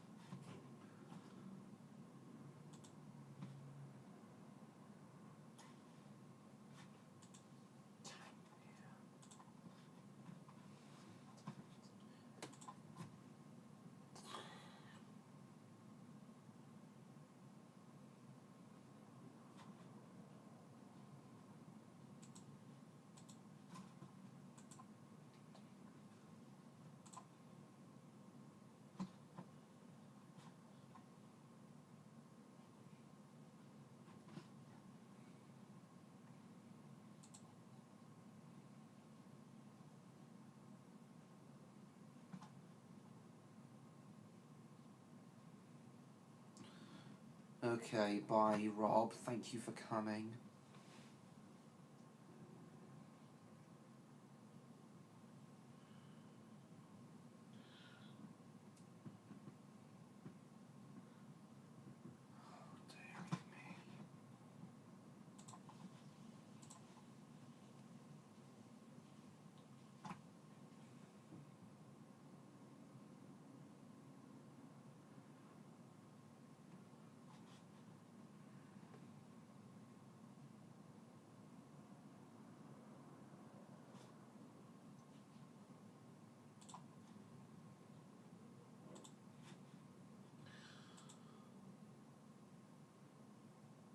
Anything else?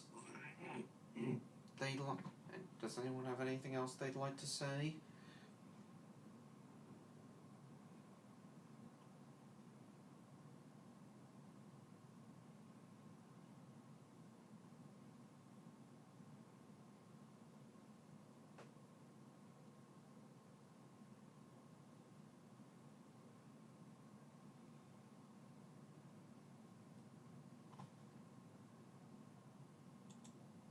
And here's Clan Line arriving. Bye, Rob. Sorry, where's from Dave? Today, come.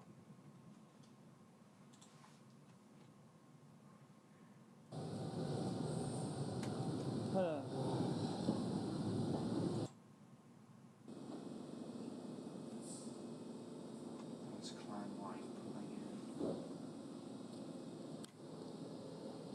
Oh, what be a chance? Maybe not. A steam train's coming in.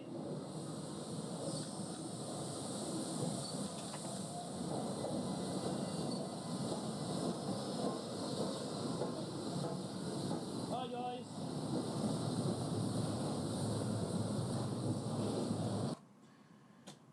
Yeah, Clan Line arriving earlier in the day.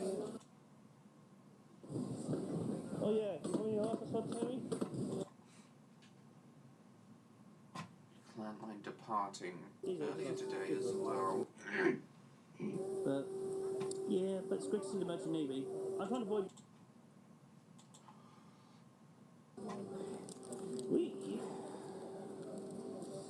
Oh yeah, I was going to ask Electra about the I know, British Railway logo if it looks more like a Duke line gets or a one, but it doesn't have a time zone, so but I avoid that. forgot I was going to ask. There is kind of. Is Jacob still there?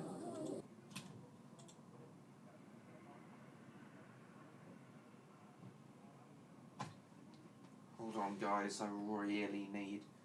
See the Shrek experience? Yeah, I'm sure that'll be great.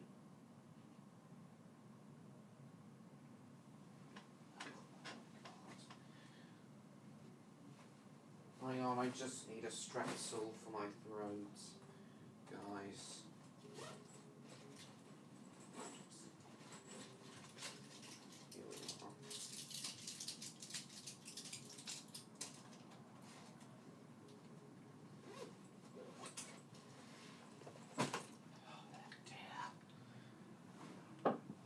Here we are. Yeah, where's Electro gone again?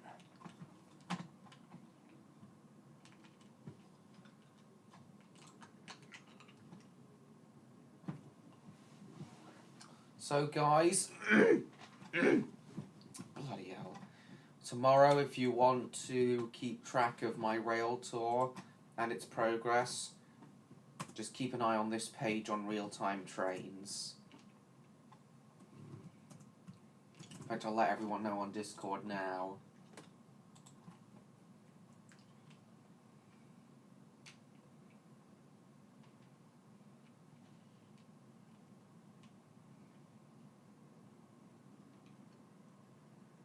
Oh yeah, and the return one too.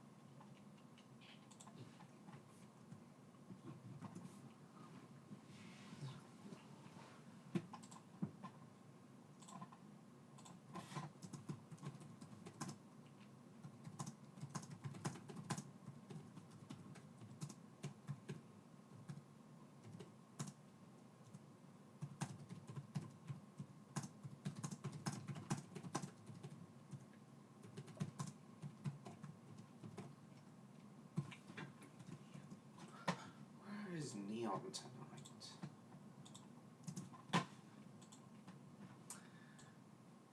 It's not like him to not show up tonight.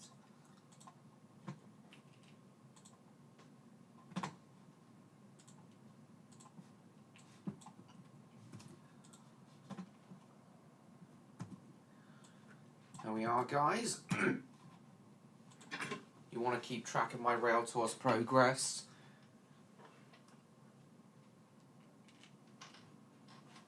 Be sure to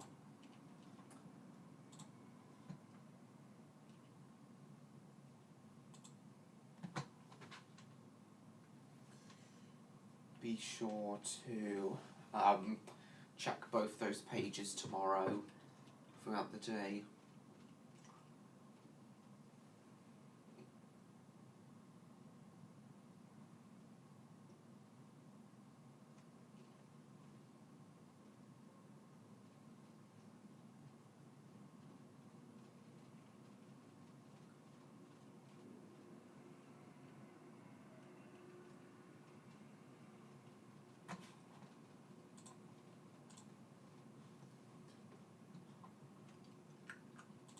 Task done.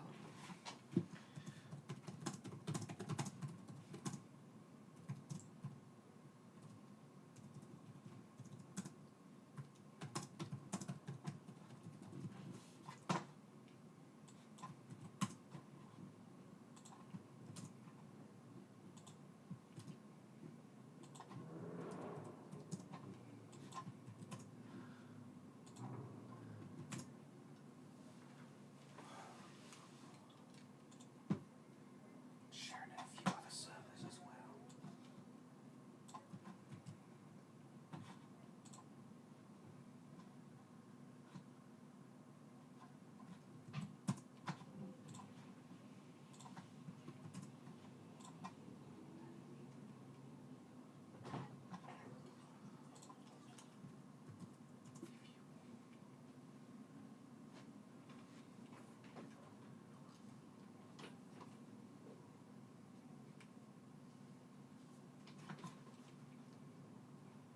Electro's idle.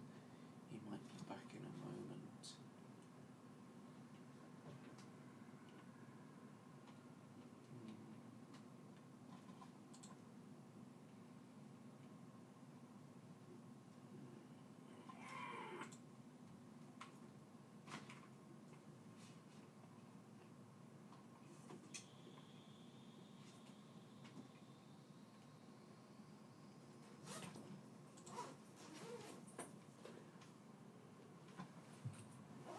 Spyro 3 and Knuckles.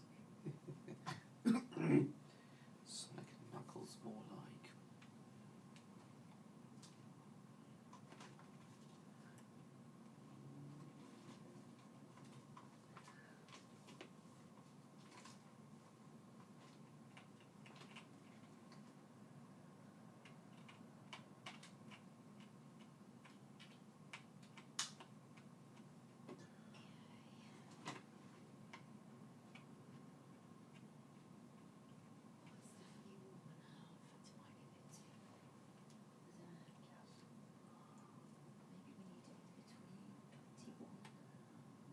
I don't know.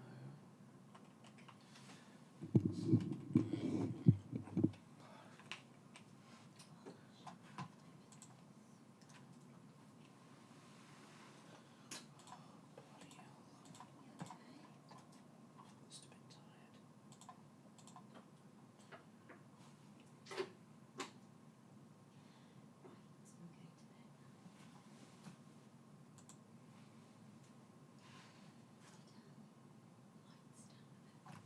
Turn them down, but not off.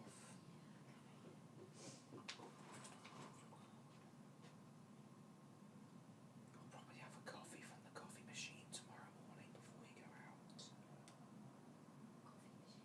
Yeah, there's a coffee machine right there. Oh, I don't know. It's no biggie.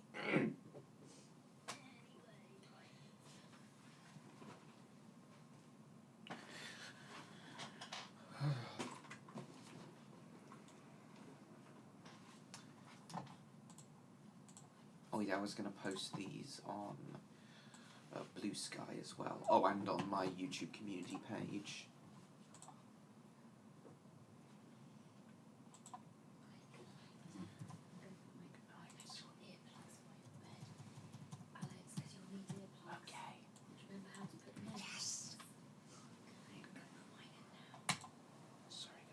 Sorry guys, that's my mum fussing again.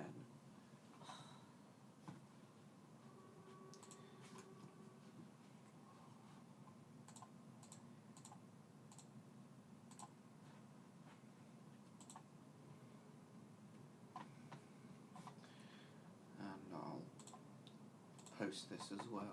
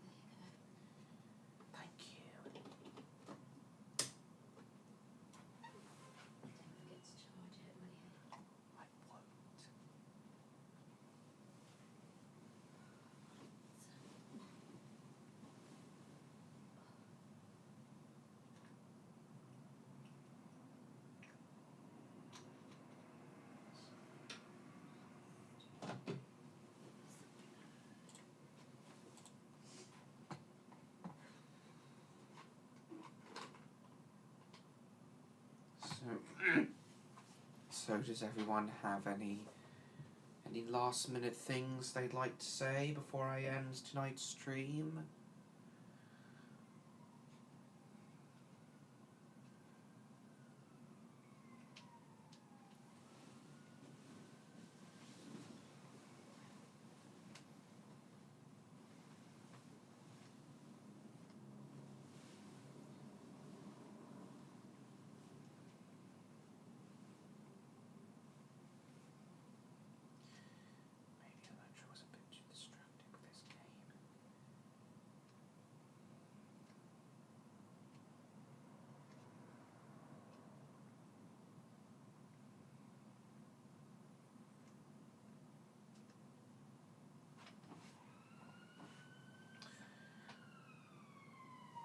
Sorry about all the ambulance noises and clanking outside you guys have been hearing tonight.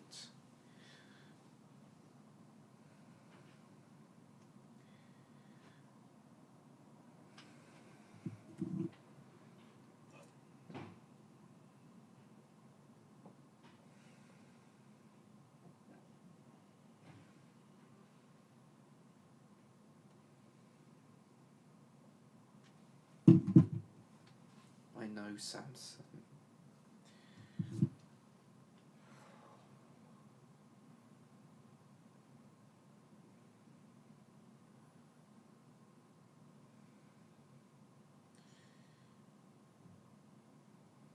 Is John Murray still there, or has he gone to sleep? Ah. He is going to sleep now. Good night, John. Thank you for coming. See you next week.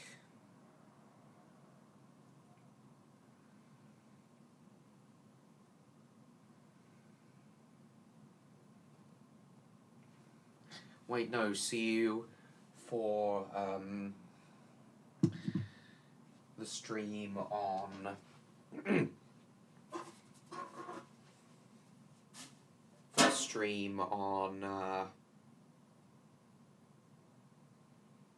Sunday, actually. Yeah, I'll see you then. Right, I'll give 5 more minutes for any last minute people to rejoin the stream. But if no one does in the next 5 minutes, I'll just end.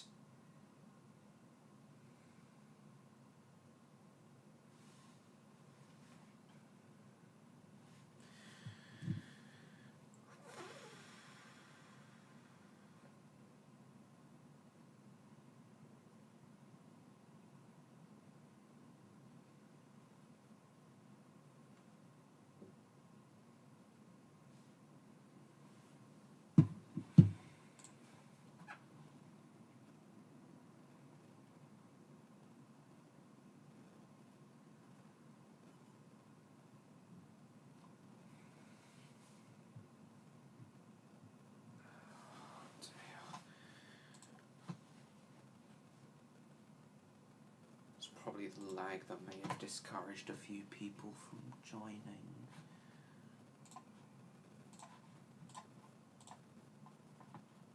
Or rejoining.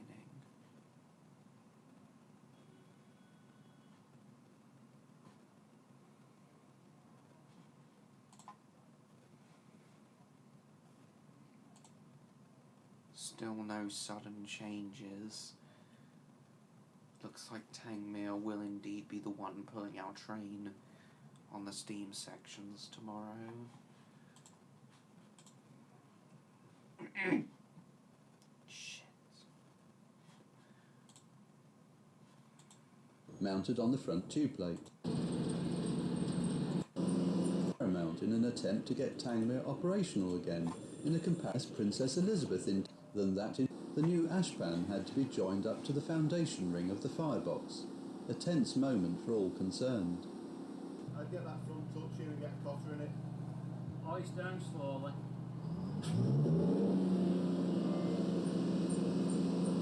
For the pound. The job entailed too. Putting for the painters to apply in Brun was the 9 foot wide. Yeah, 9 foot wide. The Tangmere finally came into being during January 2003. About up as the star of the video pictures years since that Barry was on the local. It had immediate projects Miragandi ahead. The classes. Is anyone still there? Does anyone have any last minute things they'd like to say before I end?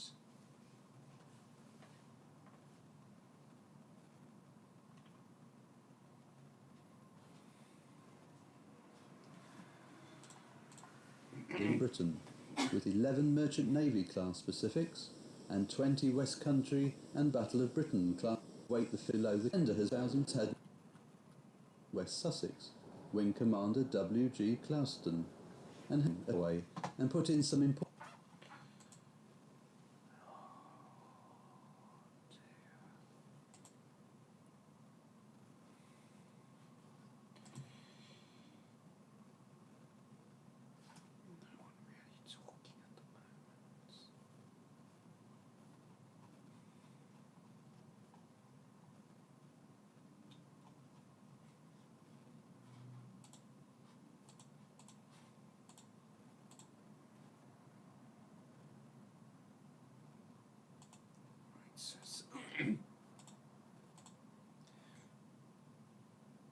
Well, everyone's probably gone now anyway.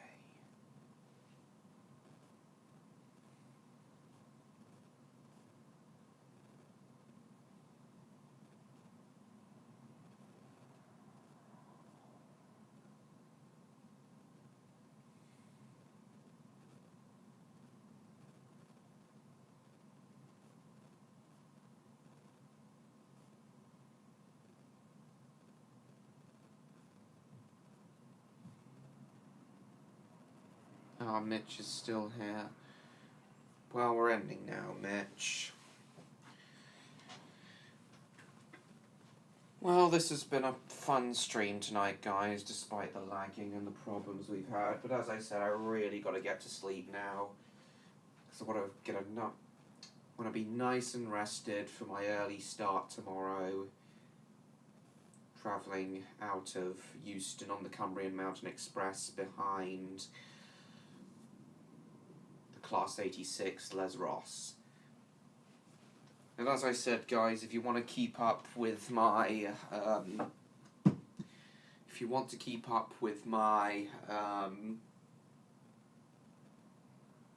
progress of my Railtour tomorrow, be sure to keep an eye on those two web pages on real-time trains tomorrow. Both the outward and return one. I've posted them on my YouTube, Blue Sky, and on my Discord server. So if you want to see those, just click on those and be sure to keep an eye on them tomorrow if you want to keep up with the progress of my Railtour. So thank you all.